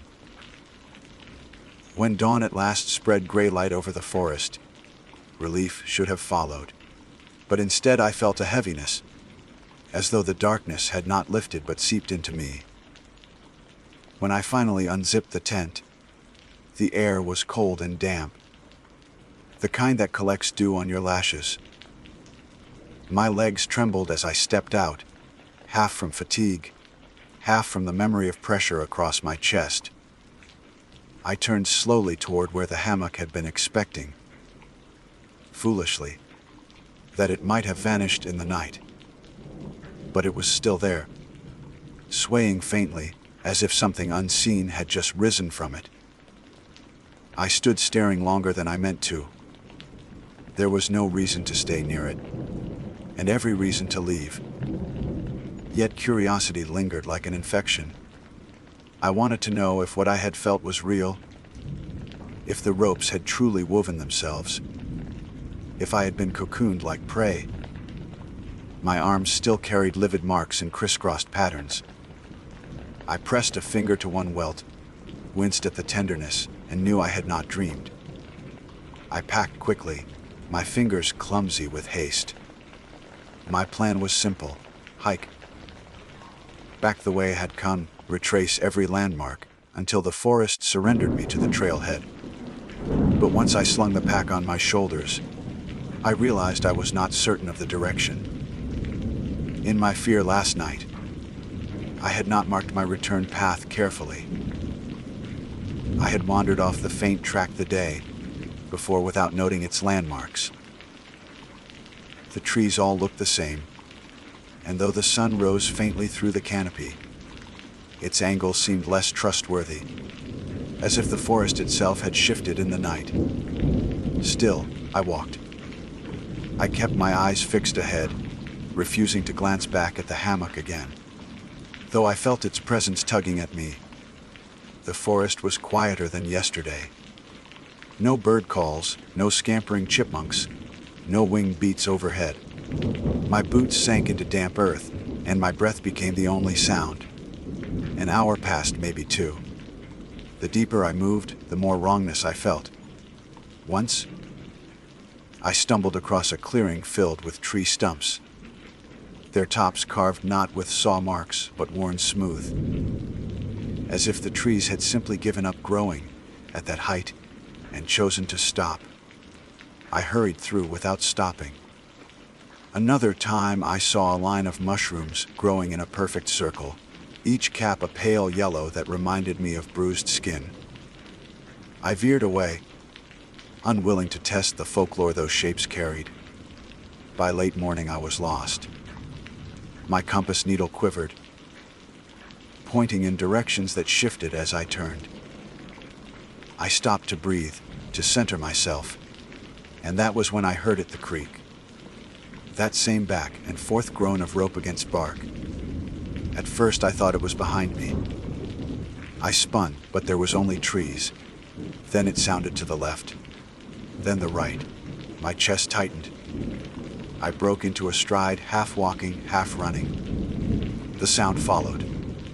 It grew neither louder nor fainter, always just near enough to remind me it was there. I caught glimpses between trunks, green fabric swinging, ropes taut, empty space above the curve. Each time I blinked, it shifted, appearing closer or farther, but never out of sight for long. By afternoon, fatigue gnawed at me. I had drunk little water, eaten nothing. My pack weighed double what it should have. The welts on my chest and arms itched, then burned, as though the rope's memory had etched itself under my skin. And then, in a hollow shaded by maples, I saw it again. Not shifting, not disappearing this time, but waiting. The hammock hung low, inviting, as though it had been expecting me. The air smelled faintly sweet around it, like decaying fruit. My knees nearly buckled at the thought of lying down, just for a moment, just to rest. That was how hunger speaks, how exhaustion seduces. I shook my head hard, whispered to myself that I would not touch it again. But my body betrayed me. My legs drifted closer. Each step felt easier near it, as if gravity had less pull, as if the earth itself was lifting me forward. I had to dig my nails into my palms to force myself still. I swung my pack off, pulled my knife from the side pocket, and held it up with shaking hands. The hammock swayed gently empty. I stepped closer and slashed at one rope. The blade struck true, but the rope did not sever. Instead it flexed, swallowed the edge, and the metal sang with a high chime that made my teeth ache. I jerked the knife back, heart racing, and saw no mark at all on the fiber. Rage overcame fear. I struck again and again, but the ropes only quivered, absorbing each blow. Finally, the knife slipped from my sweaty grip and clattered to the ground. Before I could stoop to grab it, the hammock lurched. Both trees bent inward, the fabric twisting, the ropes reaching outward like tendrils. I staggered back. My heel caught a root and I fell hard, the breath punched from my lungs. For a moment, flat on the earth, I thought the trees would fold around me, sealing me inside again. But instead the hammock stilled. Its ropes recoiled, wrapping back to their perfect loops, and the sway slowed until it hung quietly, as though nothing had happened. I scrambled to my feet, left the knife where it lay, and fled. My body felt like fire, every muscle burning, but I did not stop until the sky began to fade again. I found a slope dotted with rocks and collapsed there, too afraid to risk the tent, too wary to keep moving. That night was worse than the one before. I tried to keep my eyes open, but exhaustion drowned me in short, brutal lapses of unconsciousness. Each time I closed my eyes, I dreamed of rope sliding across my skin, of the forest weaving me into its fabric. I woke with jolts, gasping, certain I had been bound again, only to find my limbs free but shaking. Near midnight, a new sound joined the creak. It was faint, nearly indistinguishable from wind, but steady, a whispering, low and rhythmic, in a tongue I did not know. It came from above, from the trees, and with each rise and fall, I swore I felt the ground beneath me pulse. I covered my ears, but the sound was not only heard, it was felt in my bones, like vibration through wood. At some point, I realized the whispers had merged with my own thoughts. I could no longer tell where they ended and I began. Words formed in my mind: lay down, rest, we will hold you, you belong here. I shook my head violently, whispered my own name, clung to the syllables like rope of a different kind. Ivy Monroe. I am Ivy Monroe. I am not yours. The forest did not answer, but the whispers faded, leaving only silence broken by the distant, steady creak. By morning, I was less a person than a husk. My skin was pale, my eyes gritty with sleeplessness. I forced myself to eat a few mouthfuls of trail mix, forced water into my mouth though it tasted bitter. My body ached with each motion. Still, I walked. That day blurred into haze. I remember stumbling through thickets that should not have grown so thick, seeing the same cluster of birches 3 times, my mind questioning whether I had circled or whether the land itself had folded. I remember hearing laughter once, children's laughter, high and bright, but when I turned there was only empty air. I remember finding a scarf snagged on a branch, bright red, its fabric frayed in sun, bleached as though it had been there for decades. And always the hammock. I never approached again, but it appeared at intervals, sometimes just visible between trees, sometimes impossibly far, sometimes close enough that I smelled the sweetness again. It followed without following, a shadow made solid. As the second day bled into the second night, I reached a ridge that overlooked a valley. The sight should have comforted me, a sign of progress. But the valley stretched farther than it should, and the opposite ridge bent in a way that made no sense, like a painting folded at the wrong angle. The air grew colder there, my breath fogged though it was still autumn, not winter. I built a small fire with shaking hands, the flames weak but enough to hold the darkness back. For hours I sat staring into it, refusing to blink, because each time my eyes closed I heard the rope tightening again. And then, just before dawn, I saw movement at the edge of the firelight. It was not the hammock this time. A figure stood there, tall, draped in shadows. Its outline was thin, elongated, like rope stretched taut. Where its arms should have been, strands hung down, swaying gently. Its head tilted as though watching me, though I could see no face. The fire popped and hissed, and the figure swayed once, twice, perfectly in rhythm with the hammock's creak. I could not breathe.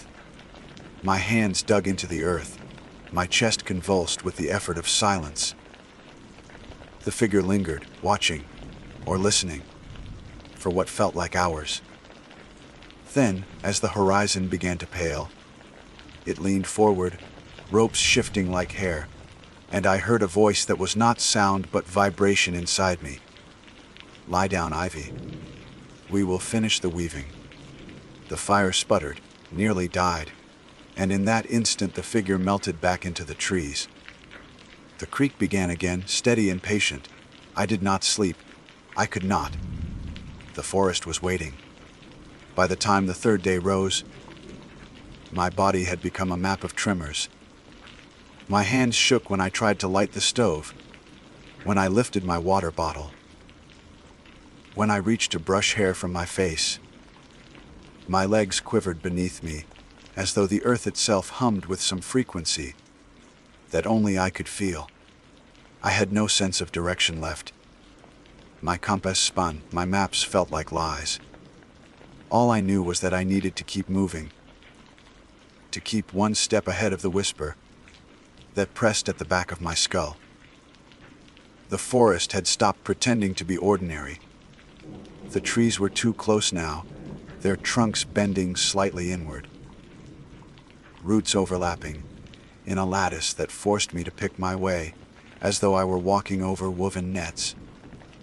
Mushrooms sprouted in the exact shapes of eyes, some lids closed, others wide and gleaming with morning dew that looked like tears. Birds did not return. Animals did not return. Even the insects, which had hummed endlessly the first night, had abandoned me. I walked until my throat was raw and my breath tasted of iron. My water bottle was nearly empty, and when I lifted it to my lips, the liquid inside rippled, though my hands were still. It trembled like something beneath the surface wanted out. I dropped it, let it roll into the roots, unwilling to drink. At midday, I found the hammock again. This time I did not stumble upon it. It stood in the center of my path, strung tight between two oaks, whose branches arched overhead like a cathedral nave. The hammock swayed before I even drew close, and the creak of rope against bark echoed louder than it ever had, filling the clearing like a drum beat. I froze. My chest seized. My first thought was to turn back, but the forest behind me had grown dense. The trees packed together, as though they had leaned close the moment I passed, sealing the way. The only path was forward, toward the hammock. It swayed as if inviting me, mocking my exhaustion. My legs carried me closer, even as my mind screamed to stop. I saw now that the fabric was not fabric at all, but strands braided together, fibers too fine to be ordinary rope. They glistened with a sheen that reminded me of spider silk, but thicker, pulsing faintly with life. Each sway seemed timed with my heartbeat, a rhythm I could not escape. I fell to my knees a few feet away, breath ragged. "What do you want from me?" I whispered, though I knew the answer. The hammock stilled. The forest leaned in. And then, without sound, without movement of lips or tongue, the voice filled me again. "We weave. You rest. You stay." I shook my head violently, dug my nails into my thighs until blood welled, grounding myself in pain. "No," I croaked. The trees groaned. Leaves trembled though the air was still. The hammock lurched once, sharply, as if tugged by invisible hands. The ropes extended, curling outward, tips reaching like fingers. They brushed the ground, tasting, waiting. I stumbled back, tripped over roots, scrambled to my feet. My only thought was escape, any direction, even if it meant tearing through brush. I turned left, shoved through brambles, branches clawing my skin. Behind me, the creak grew louder, faster, the rhythm frantic. I could feel it in my bones, shaking my ribs, urging me to surrender. I ran until my vision blurred. My lungs burned. My legs screamed, but I did not stop until I crashed into another clearing. First I thought I had broken free, until I saw what waited there. More hammocks. dozens of them strung between trees in perfect symmetry. Some swayed gently, some lay still, but all were woven from the same glistening fibers, stretched taut as though freshly strung. And inside them, oh God, inside them, shapes. I saw the outlines of bodies, cocooned tight, faces half visible through thin layers of silk. Some mouths were open in silent screams. Some eyes stared unblinking, glazed with dew. Others were completely sealed, lumps where faces should have been. Their chests did not rise or fall. The clearing spun around me. My stomach lurched, bile burning my throat. I staggered backward, whispering, "No, no, no." But my voice was swallowed by the creak that rose from all sides. Every hammock began to sway together, a sickening choir of motion. The sound was deafening, 1,000 ropes straining, 1,000 trees bending in rhythm. And then, between them, figures emerged. Tall, thin, swaying in time. Their limbs were strands, their heads bowed, their movements fluid like rope in water. They watched me with faceless attention, and when they leaned forward, I heard the whisper again, multiplied now, layered and heavy. "Lay down, Ivy. You are ready. We finish the weaving." I fell to my knees, shaking, hands pressed to my ears though it did nothing. My mind fractured between fight and surrender. My grandfather's voice rose faintly in memory. The forest rewards stillness. For a heartbeat, I nearly obeyed. Nearly let myself collapse into one of the swaying cradles. How easy it would be to let go, to stop resisting, to be held forever in the arms of the trees. But I was not ready to vanish. I dragged myself upright, stumbled toward the far edge of the clearing. The figures swayed, ropes whipped out, but I ducked, twisted, clawed my way through. Branches tore at my arms, roots caught my feet, but somehow I broke free. I ran blind, sobbing, lungs tearing with each gasp. The forest howled around me, but I did not look back. Hours passed. I do not know how many. At last, through the blur of trees, I saw something impossible, a trail marker. A wooden post, painted with the faded white blaze of the state park boundary. My knees buckled at the sight. I crawled the last yards, clung to the post as though it were a holy relic. The forest behind me was silent. No creak, no whisper. Just silence, heavy and watchful. I staggered down the faint trail, half delirious, until the trees began to thin. By dusk, I reached the gravel lot where my car waited. The sight of it broke me.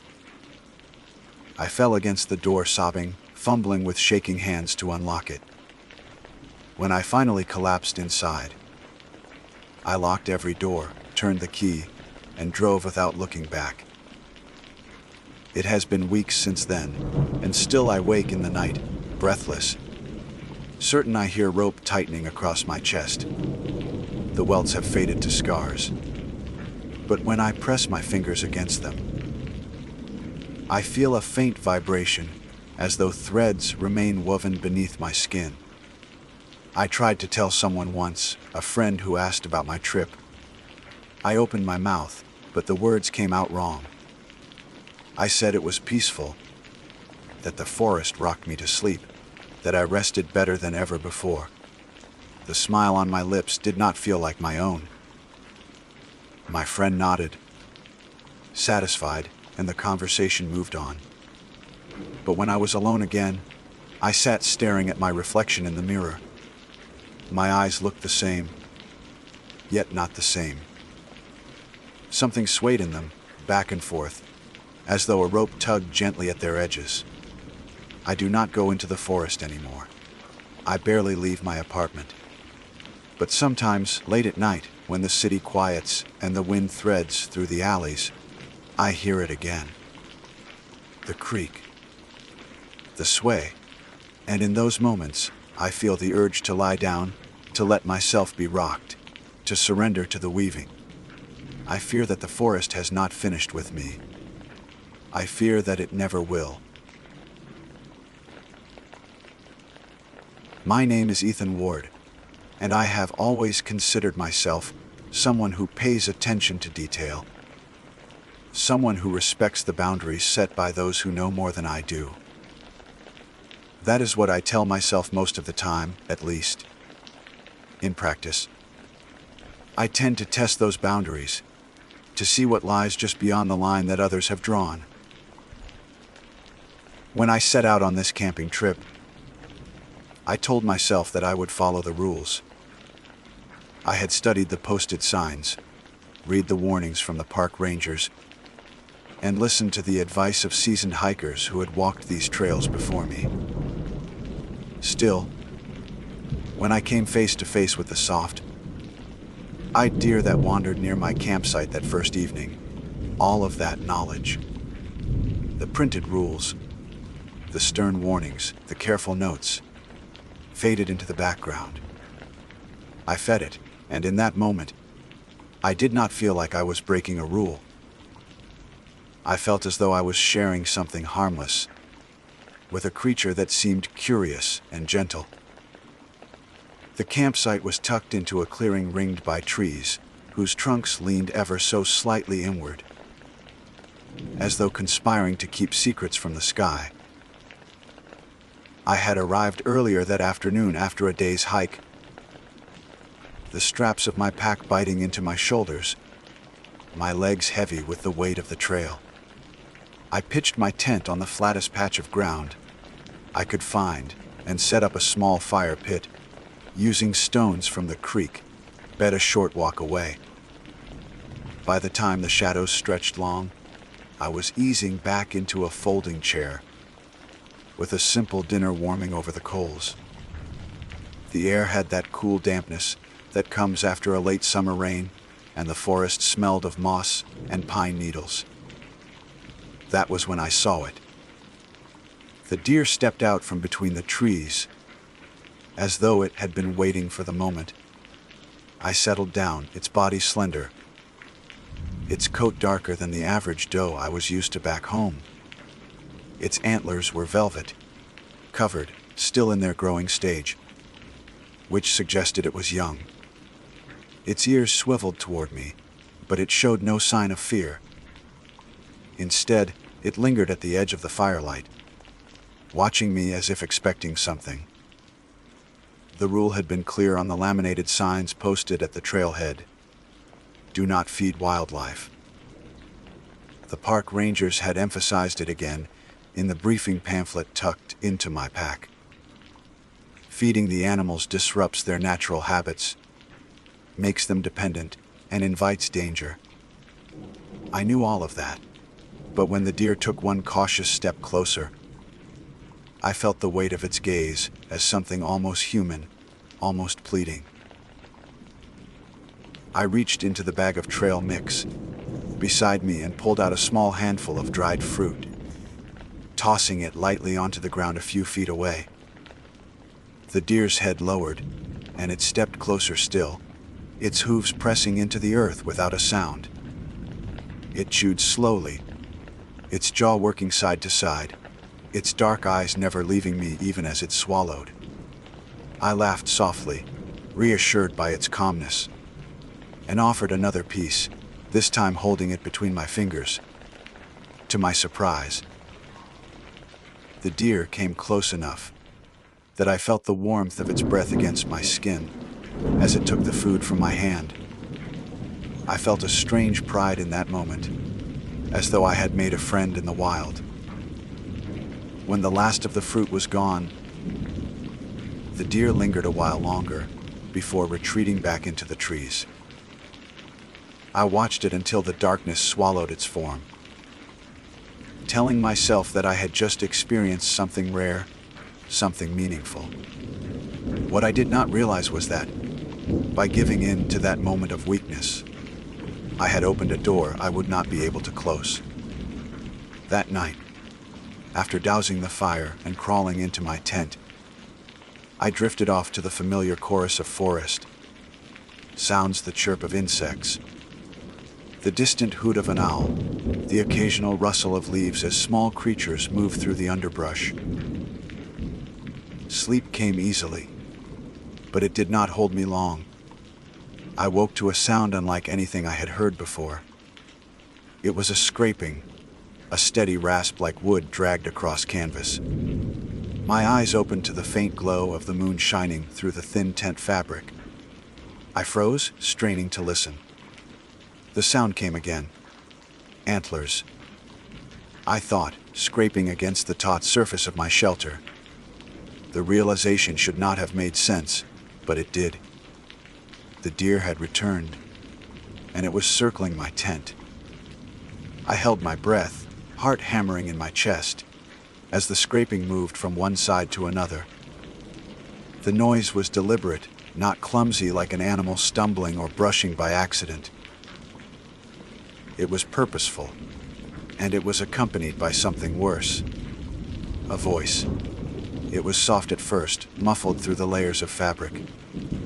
A sound like someone clearing their throat and attempting syllables for the first time.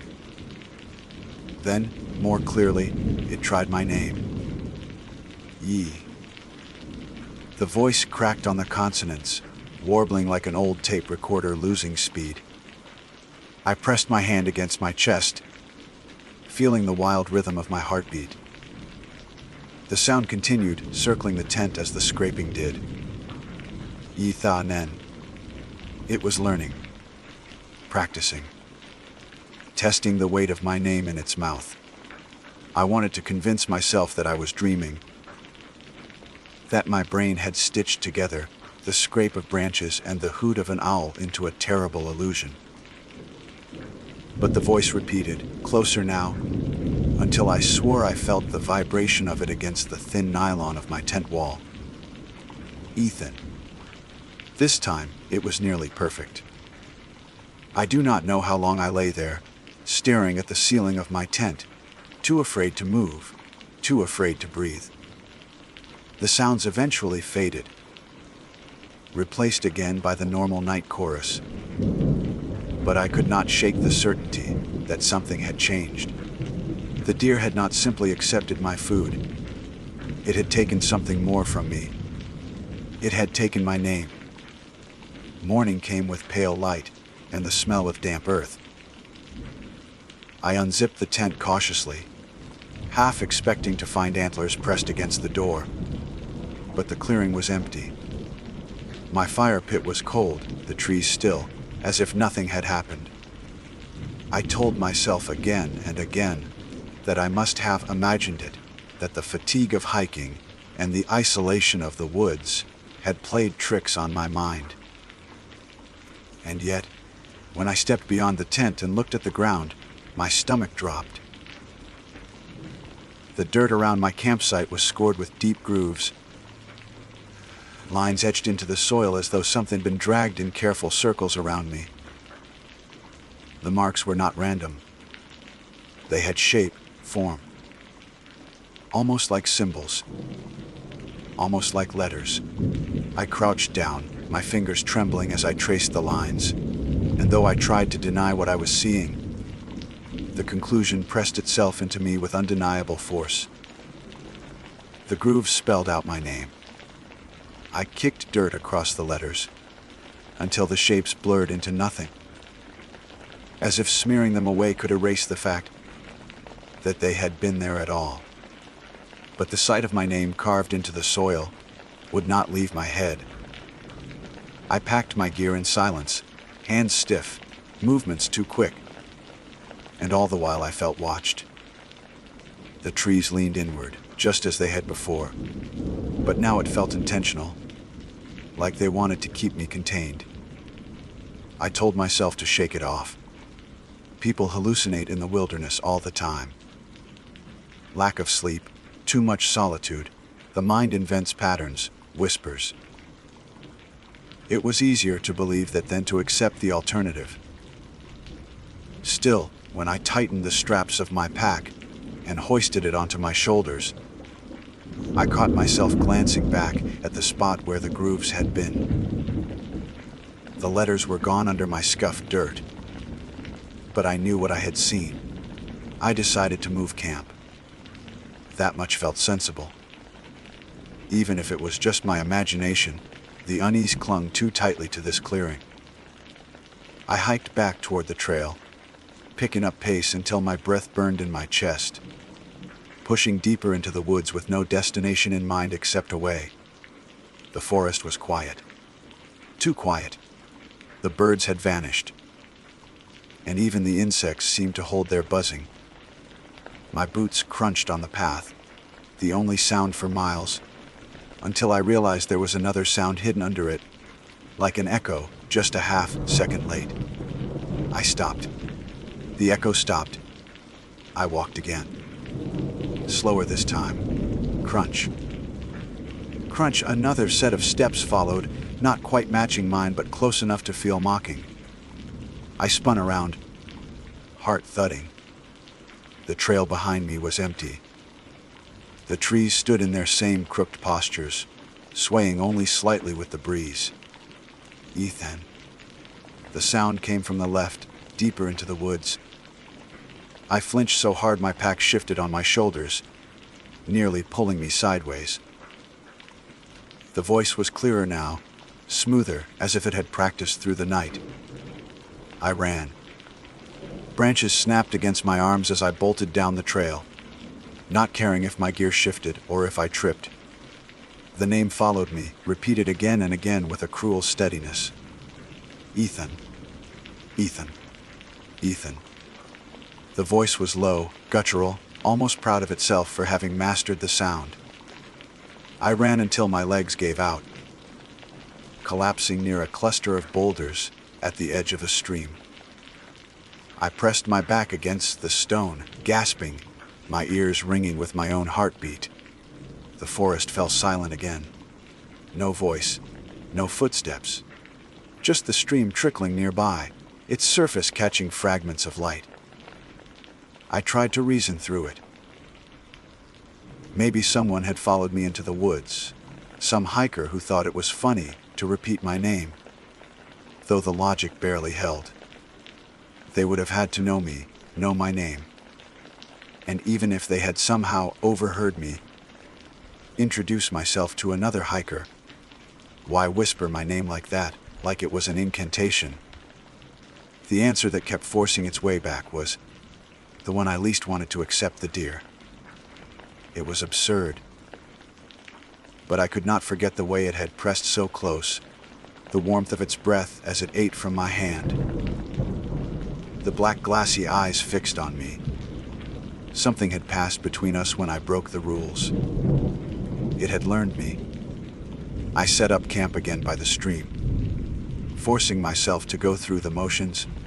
Tent pitched, fire started, food prepared, because routine was the only thing holding me together. But every small noise made me flinch. I kept checking over my shoulder as the shadows deepened. When night fell, I left the fire burning higher than usual, convinced that the light would keep me safe. I sat there clutching my pocket knife, eyes darting to the tree line at every flicker. Hours dragged by. My eyelids grew heavy, but each time I started to drift, the memory of that voice snapped me awake. It came sometime past midnight. Not the voice at first, the antlers. A faint scrape, metal against stone. My fire popped, sending sparks upward, and for one insane moment, I imagined each spark spelling out my name before vanishing into the dark. The scraping grew louder. Something was circling my camp again, just beyond the reach of the firelight. My knife trembled in my grip as I rose to my feet, turning slowly, eyes scanning the shifting shadows. Ethan. The name rang out so perfectly, clear this time that I nearly dropped the blade. It wasn't a mimic anymore. It was my name, spoken with certainty, spoken like ownership. I shouted back into the dark, my voice cracking. "What do you want from me?" The woods swallowed the sound. Then, after a long pause, came the reply. "To learn." The word was distorted. stretched but unmistakable. My knees nearly buckled. I stumbled backward until the backs of my legs hit the log by the fire. The thing in the woods shifted, and I glimpsed it for the first time in the glow. The deer stepped into view, but its antlers had grown impossibly large, branches upon branches, stretching like blackened trees themselves. Its eyes glinted with a reflection of the fire, and when it opened its mouth, the shape was wrong. Too wide. Too human. "Ethan," it said again, lips twisting around the syllables. I staggered back, tripping over my pack. The knife clattered from my hand. The creature stepped closer, slow, deliberate. Its hooves pressed into the earth without sound, and when it reached the firelight fully, I saw streaks of pale flesh around its mouth, as though it had been trying shapes, chewing them, learning. I scrambled into my tent and zipped it shut, though I knew how useless that was. The nylon was no wall. I pressed my hands to my ears, rocking back and forth as the voice circled again. "Ethan, Ethan, Ethan." Each repetition grew softer, more tender, until it sounded like a lullaby. Against my will, my body began to relax, my eyelids drooping. Terror warred with exhaustion, and exhaustion won. I woke with sunlight spilling through the tent. The fire was dead, only blackened ash left. I unzipped the flap with shaking hands, bracing myself. The clearing was empty. The only trace of the night was a series of hoofprints pressed into the soil, circling the tent in neat, deliberate loops. At the center of those loops, written again in grooves of disturbed dirt, was my name. Only this time it wasn't just the first. It was my full name, Ethan Ward. The forest knew me now. I stared at the dirt until the letters blurred. My full name written in a ring around my tent, each line sharp as if carved by a blade, though I knew no blade had done it. My throat was dry, but I forced the words out anyway, whispering to no one and to everything, "Leave me alone." The forest didn't answer. Not then. I packed up quickly, barely touching my breakfast, shoving gear into my pack without care for order. I didn't want to give it another night. Every instinct screamed to get back to the trailhead, to find people, cars, a ranger station, anything. As I hiked, the woods pressed closer. I swear the trail narrowed with every step, roots pushing through the soil like gnarled fingers.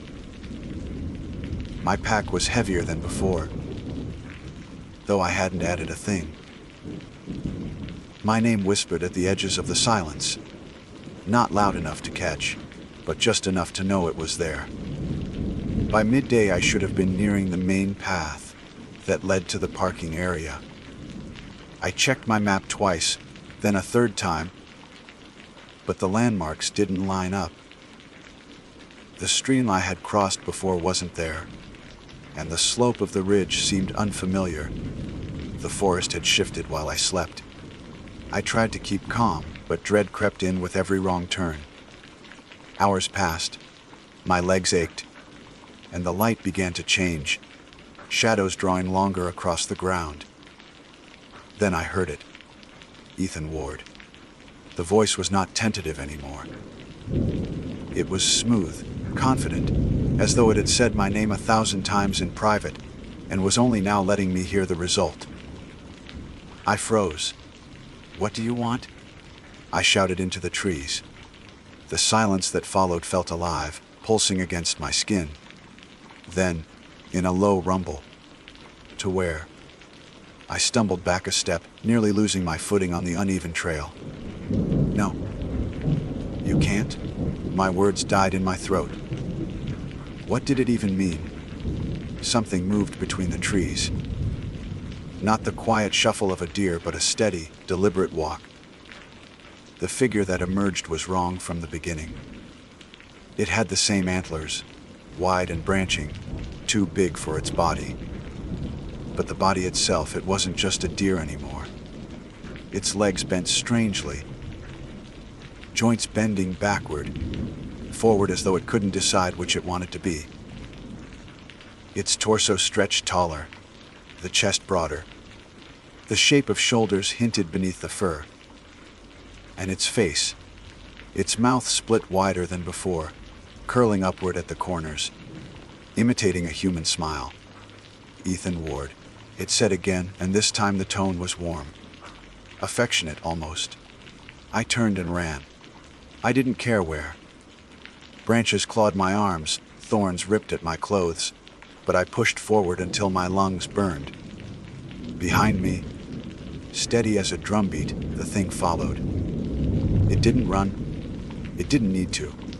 Its voice carried ahead of it, calling my name like it had already caught me. By the time night fell, I was lost entirely. My legs gave out, and I collapsed at the base of a dead tree. My chest heaved, and the air felt thick, every breath a struggle. I closed my eyes, just for a moment, but the sound came again, close enough that it seemed whispered into my ear. To where? I jolted upright, knife in hand, slashing wildly at the dark. Nothing was there.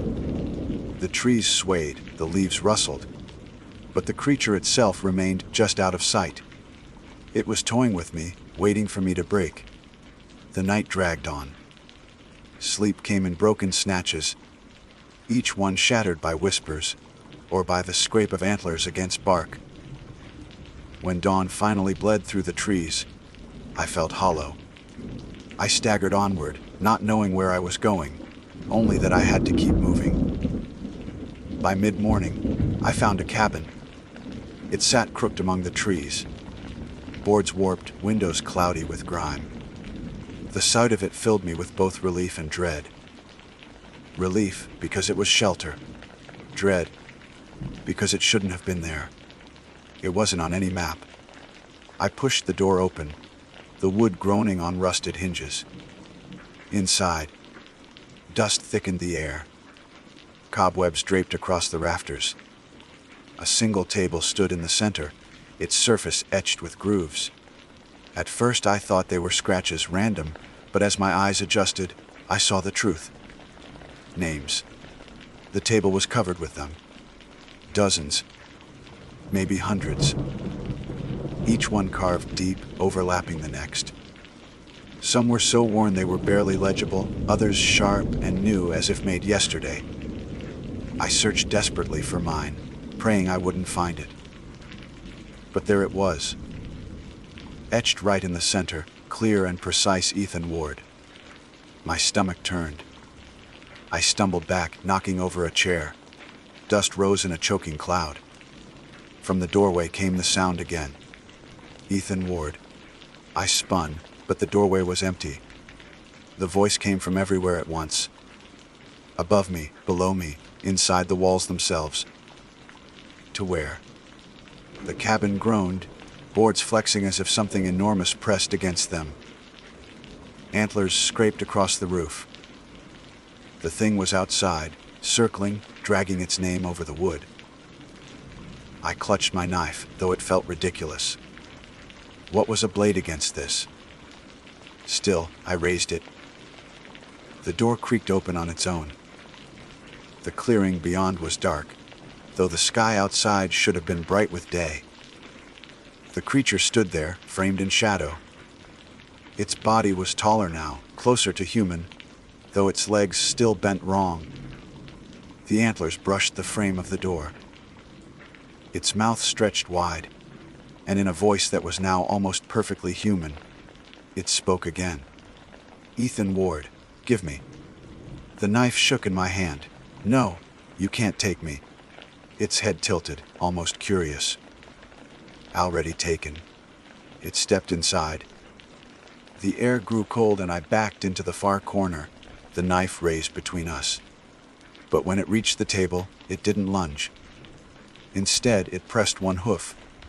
No, one hand now, twisted and half-formed, against the wood.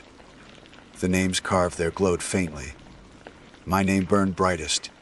The creature's smile widened. Worn before, worn again. You. It lifted its gaze to me, and in that instant I understood. The names weren't just marks. They were trophies. Records. Each one a person who had fed it, broken the rule, given it a piece of themselves. Each one had been worn. It wanted me next. I don't remember making the choice, only the sudden surge of movement. I lunged with the knife, driving it toward the creature's chest. The blade struck, sinking deep. But instead of blood, darkness spilled out. Thick, smoky tendrils that wrapped around my wrist. The knife was torn from my grip as easily as if I had dropped it myself. The creature leaned close, its breath cold against my face. Ethan Ward. It whispered, and the sound echoed inside my skull. I screamed. The darkness closed around me, pulling me toward the table, toward my glowing name. I fought, clawed, but the strength left my body in waves. My vision blurred, my limbs heavy. The last thing I saw was the creature lowering its face to mine, its mouth stretching impossibly wide.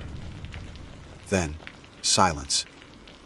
When I woke, I was standing outside the cabin. My pack was on my shoulders, though I didn't remember putting it there. The sun was high, the forest bright and calm. Birds sang as nothing had ever been wrong. For a moment, I convinced myself it had been a dream. But then I caught my reflection in the stream nearby. The face staring back was mine. My eyes, my mouth, my features. But when I opened my mouth to speak, the voice that came out wasn't mine anymore. It was deeper, smooth, confident. Ethan Ward. I dropped to my knees, clutching at my throat, trying to force my own voice out. Nothing came. Only the creatures. And from the corner of my vision, just beyond the water's reflection, I saw movement. A figure, tall with branching antlers, standing among the trees. Watching, I understood then. It hadn't killed me. It was wearing me. And I was still inside, trapped. Just another name carved into the wood, waiting for the next fool to break the rules. My name is Celine Cho, and I was raised to be careful about water in the backcountry. I knew how to read flow patterns in rivers, how to spot signs of contamination, and how to work a filter with practiced efficiency. My parents had been both hikers and worriers, people who had seen accidents unfold in wilderness areas because of tiny mistakes. I grew up with their warnings. Don't drink from stagnant pools. Don't ignore signs of giardia. Don't trust water that looks too clean. That voice of caution lived inside me long after I started backpacking alone. It guided my hand when I filled my bottle on the first night beside the lake, when the air cooled with alpine clarity and the surface rippled with moonlight. The trip had been planned with meticulous care. I had studied maps, plotted routes, and weighed my pack so nothing felt excessive. I came out here for quiet, the kind of solitude that made every sound sharpen and every thought either stretch or shrink, depending on the hour. The lake itself had no name on my map, just a blue oval tucked beneath a ridge. But it had drawn me because it lay off the main trail, quiet and unmarked, a promise of privacy. I set up my tent on a slight rise above the shore, the nylon glowing faintly in the dusk, like a lantern set among the trees. When I crouched at the waterline, filter in hand, I watched my reflection gather on the surface. It was the ordinary kind of strangeness. Seeing yourself elongated by the low angle of light, cheeks hollowed by ripples. I clipped the hose into my bottle, began pumping, and focused on the rhythmic draw of water through the cartridge. It was automatic, something I had done dozens of times, enough that my mind drifted. Maybe that is why I noticed it only after a full minute. The reflection inside the bottle, faint but undeniable, didn't match the tilt of my head. It should have been a trick of distortion. Plastic bottles bend images, turning them round or angular depending on pressure and angle. But this wasn't bending, it was delay. My reflection blinked after I had already closed my eyes. It tilted a second late. I tested it, tilting my head right, then left, smiling faintly at the absurdity. The reflection was careful, deliberate, as if it had to remember what to do before doing it. I laughed under my breath and capped the bottle. It was just fatigue. I had hiked 12 miles with elevation gain, and the sun had gone down. Shadows stretched in odd shapes, and water caught them in ways that unsettled even the most rational. I brought the bottle back to my camp, set it beside the stove, and told myself not to overthink. Cooking dinner helped steady me. The hiss of the tiny burner, the smell of noodles and dehydrated vegetables, the steam curling upward like something domestic transplanted to wilderness. All of it returned me to normal rhythms. I ate slowly, listening to loons calling across the lake, their voices both mournful and beautiful. The stars opened above me in thousands, and I felt the usual gratitude, the reminder that there are still places untouched by highway noise, by phone signal, by the endless digital chatter. Later, in the tent, I reached for the bottle in the dark. The moonlight came through the mesh overhead, silvering the nylon walls. I uncapped the lid and drank deeply, not even thinking about the earlier strangeness. The water tasted clean, icy, smooth, carrying that mineral tang I had always loved about lake water. But halfway through the swallow, I froze. Something beat in my throat. It wasn't choking, not exactly. More like a pulse that didn't belong. My own heart thudded in its steady rhythm, fast from the surprise. But this was separate.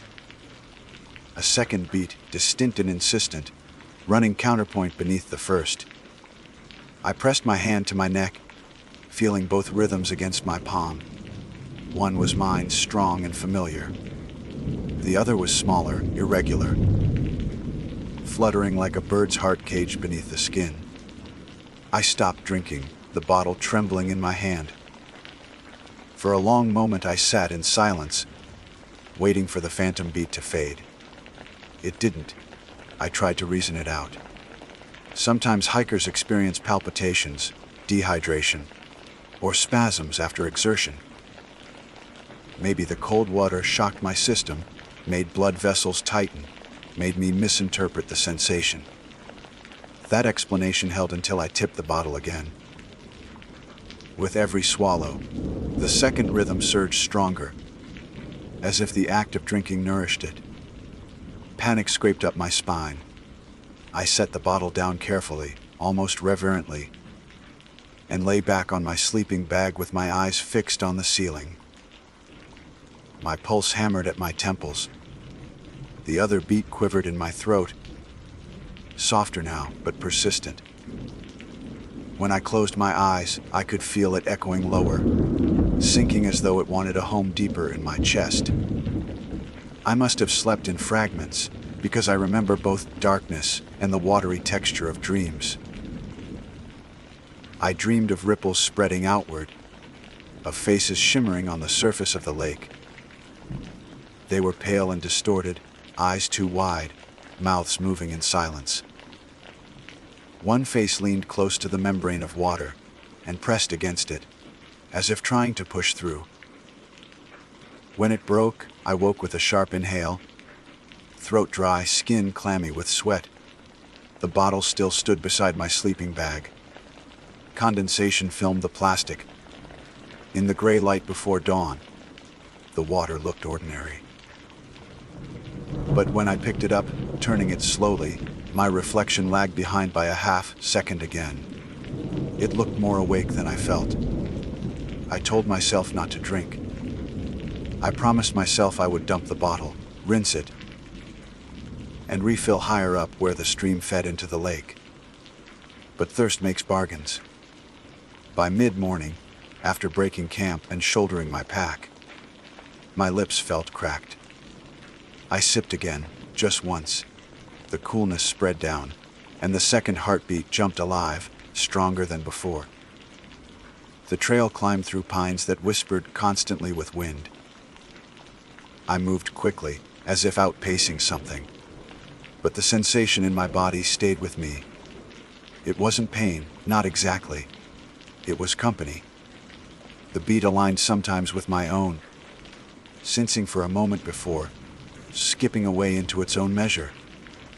I began to feel less like I was carrying it, and more like we were sharing the same vessel. At midday, I stopped at a ridge overlooking the lake. From above, the water looked darker, almost black, the kind of depth that swallowed color. I thought of the faces in my dream and shuddered. My hand strayed to the bottle, which swung at my hip.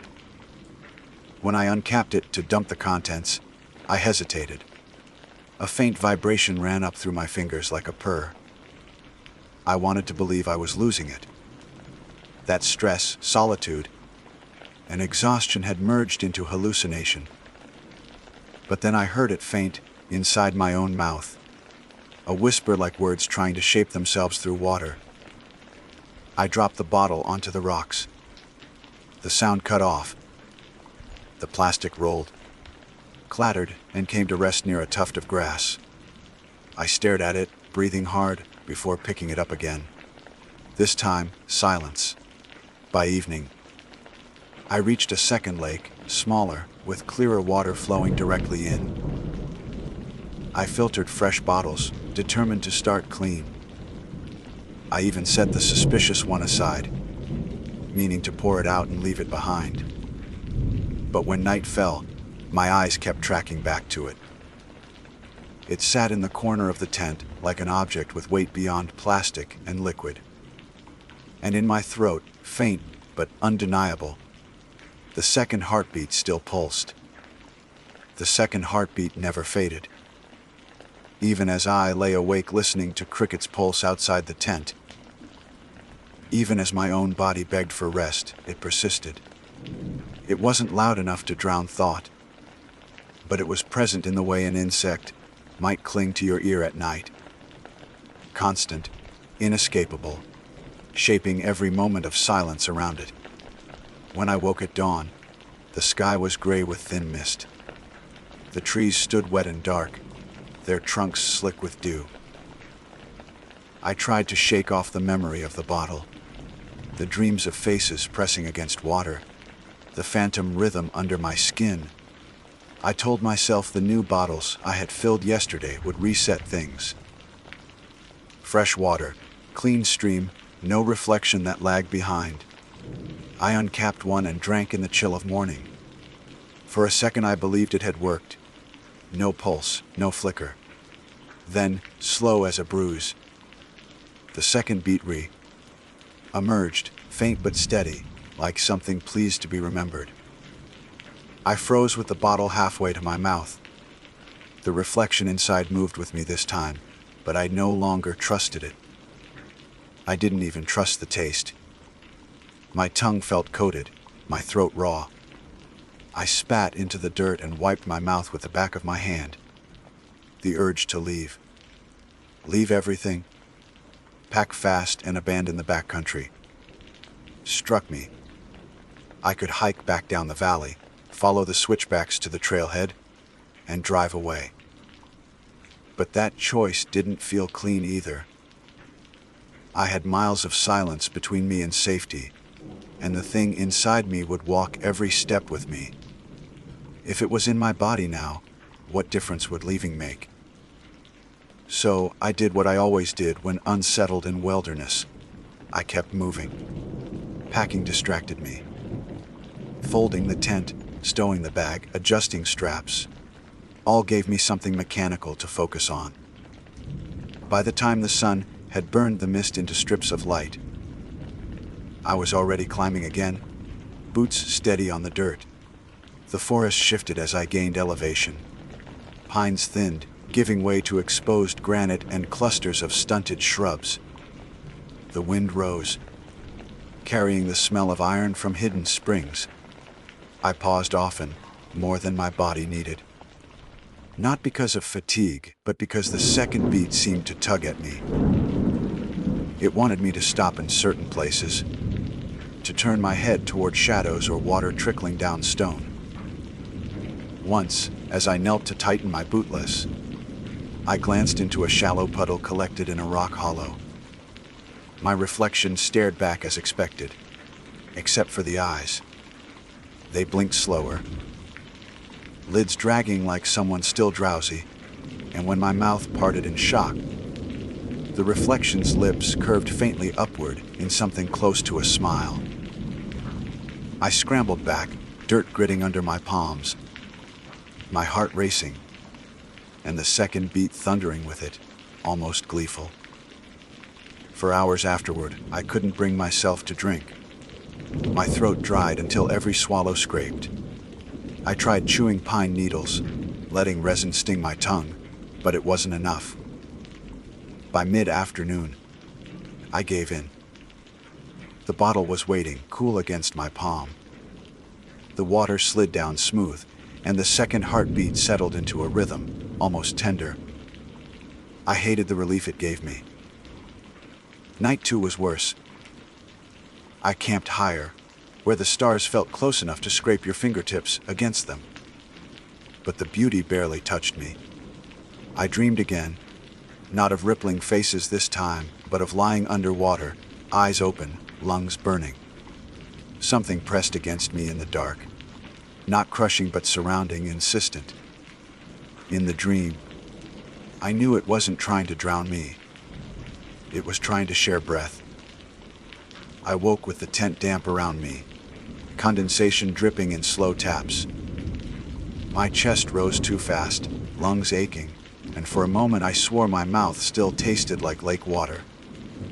The second heartbeat pulsed, steady, as though amused I had noticed it at all. The next day I lost track of time. The trail narrowed, then disappeared into scree. My map said there should be a road across the saddle, but cairns were missing, toppled, or never built. I wandered, circling, my legs growing heavy. Each time I bent near a stream to refill, I saw it again, the delayed reflection, the too-wide smile, the watchfulness. By the third night, I didn't even try to resist drinking. My body begged for it. When the water slid down, the second rhythm bloomed strong, beating in time with mine until I couldn't separate them. The sensation wasn't foreign anymore. It was intimate and terrifying. That night the dream sharpened. I wasn't underwater. I was inside the bottle. My hands pressed against the curved plastic, palms slick. Outside, enormous eyes peered in. They were mine, but not. They blinked too slowly, and they didn't match the panic rising in me. When I screamed, bubbles clouded the water. My throat carried both my voice and another, whispering low syllables that sounded like language learned only by echo. I woke gasping, clutching at my neck. The second heartbeat throbbed fast, like it was laughing. Morning came with fog. My compass spun uselessly, and the trail behind me looked unfamiliar. It was as if the landscape had folded while I slept, shifting paths and tilting ridges. Hunger gnawed at me, but food tasted like ash. Only water soothed. By then I had stopped thinking of it as mine. I was carrying something else. The question was whether I carried it inside, or whether it carried me. I tried an experiment that afternoon. I sat by a stream and placed the bottle upright on a rock. Sunlight pierced through, turning the water inside bright. My reflection blinked at me from within the cylinder. I raised my hand, palm flat. Inside, the reflection hesitated. Then it raised its hand, but not to mirror me. It pressed its palm against the inside of the plastic, as if touching from the other side. The surface fogged faintly, a smear of condensation in the shape of fingers. My throat beat double time. I snatched the bottle and hurled it into the stream. The current dragged it fast over stones, bouncing it away. I thought I'd feel relief, watching it vanish around a bend. Instead, panic rose sharp and immediate, like loss.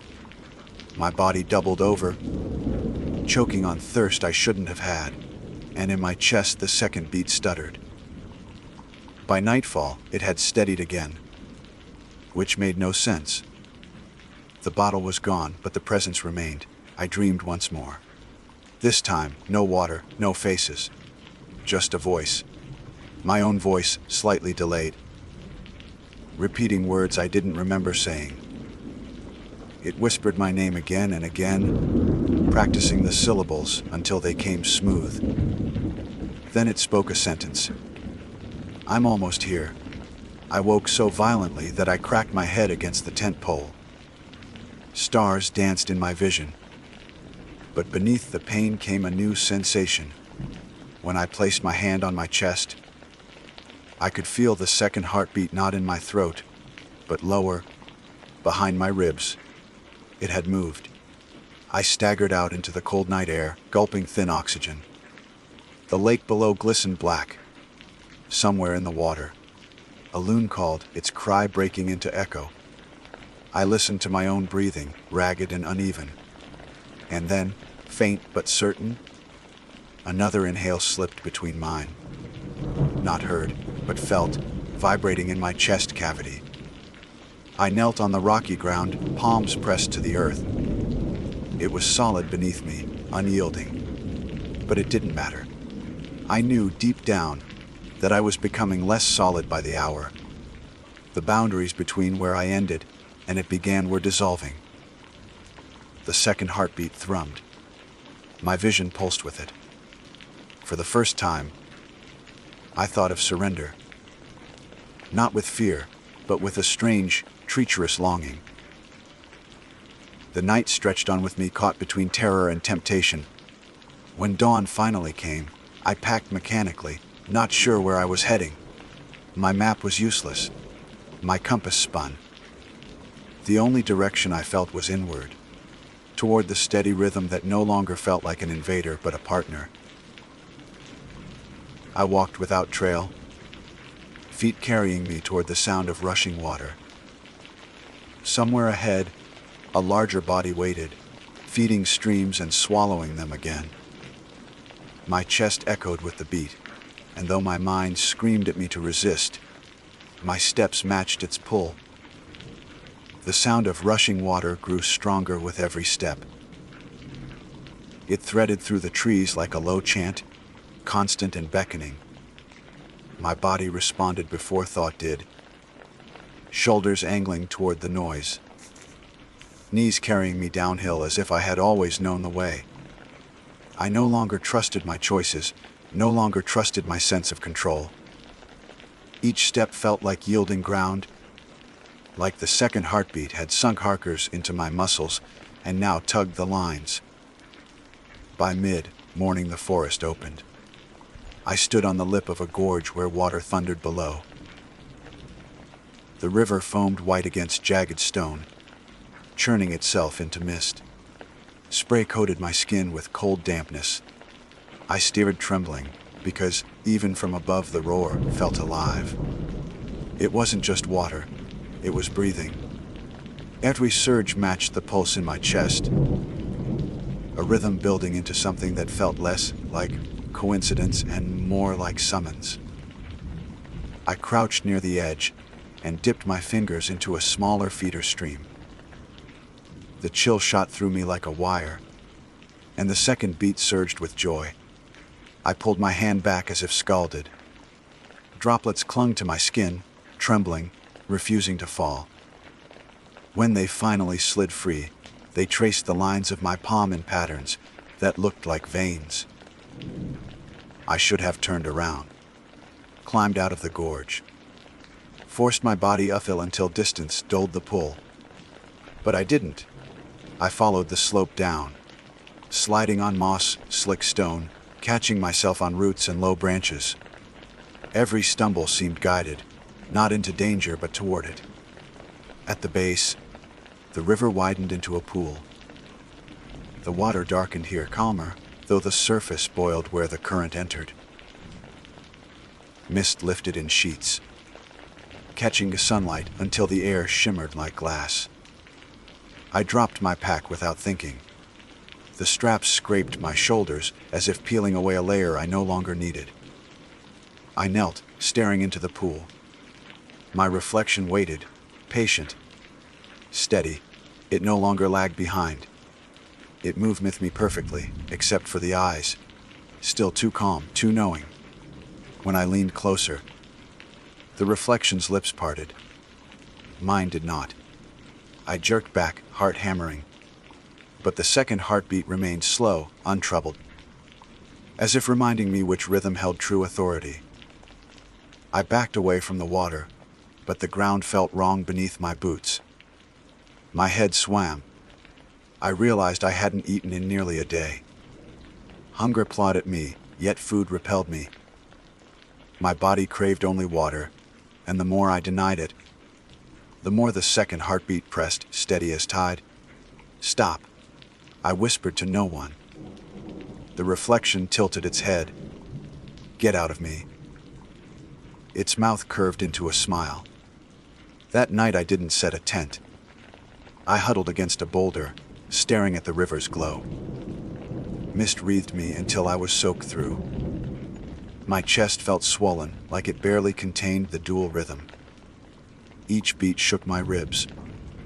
Each inhale carried the faint echo of another, just beneath mine. When sleep came, it dragged me under like a ripped current. I dreamed of standing in the pool itself, the water rising around me but not drowning me. Figures moved beneath the surface, pale, elongated, hair drifting like weeds. Their eyes were wide, reflective, filled with patient hunger. One by one they pressed upward until their faces almost broke the membrane of air. I wanted to scream but instead inhaled, and water filled me sweet as breath. My chest didn't collapse, it expanded. The second heartbeat became the first, loud as thunder. Then I woke, coughing violently. My throat burned, raw with the taste of river. I wiped my mouth with shaking hands and found them damp, though I hadn't touched the water. The next day blurred into compulsion. I tried walking away, but every attempt looped back. The gorge circled me. Paths bent until the river appeared again, waiting. My compass spun in slow circles. The map crinkled uselessly in my pocket. I was trapped in its gravity. By dusk, the decision no longer felt like mine. I stripped off my boots and waded into the pool. The cold knifed up my legs, but the second heartbeat flared warm inside me, guiding me deeper. Waist, chest, shoulders. The current tugged, but I leaned into it, breath coming fast. My reflection clung to the surface in front of me, lips still moving silently, eyes blazing with satisfaction. I lifted the bottle one last time. Its plastic had warped, dented from pressure. The water inside shone with an unnatural gleam, as if lit from beneath. I raised it to my mouth and drank until nothing remained.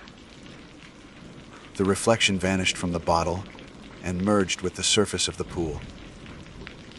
When the last drop slid down my throat, the second heartbeat slammed once hard and then sank deep into me. My vision blurred.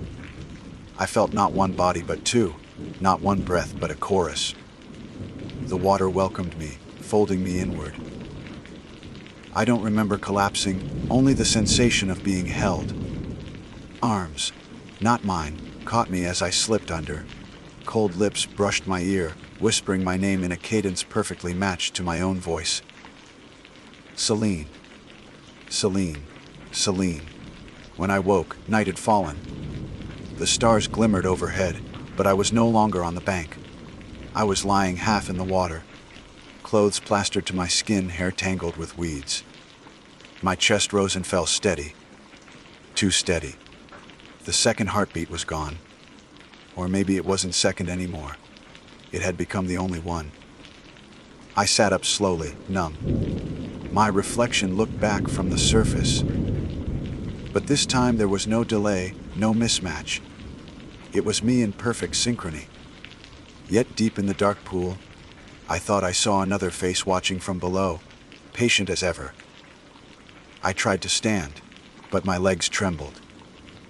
The world felt different, edges blurred, colors deeper. The river didn't roar anymore. It murmured, like speech just beyond comprehension.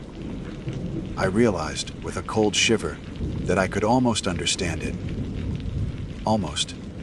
I packed my things mechanically the next morning. My pack felt heavier, though I carried less.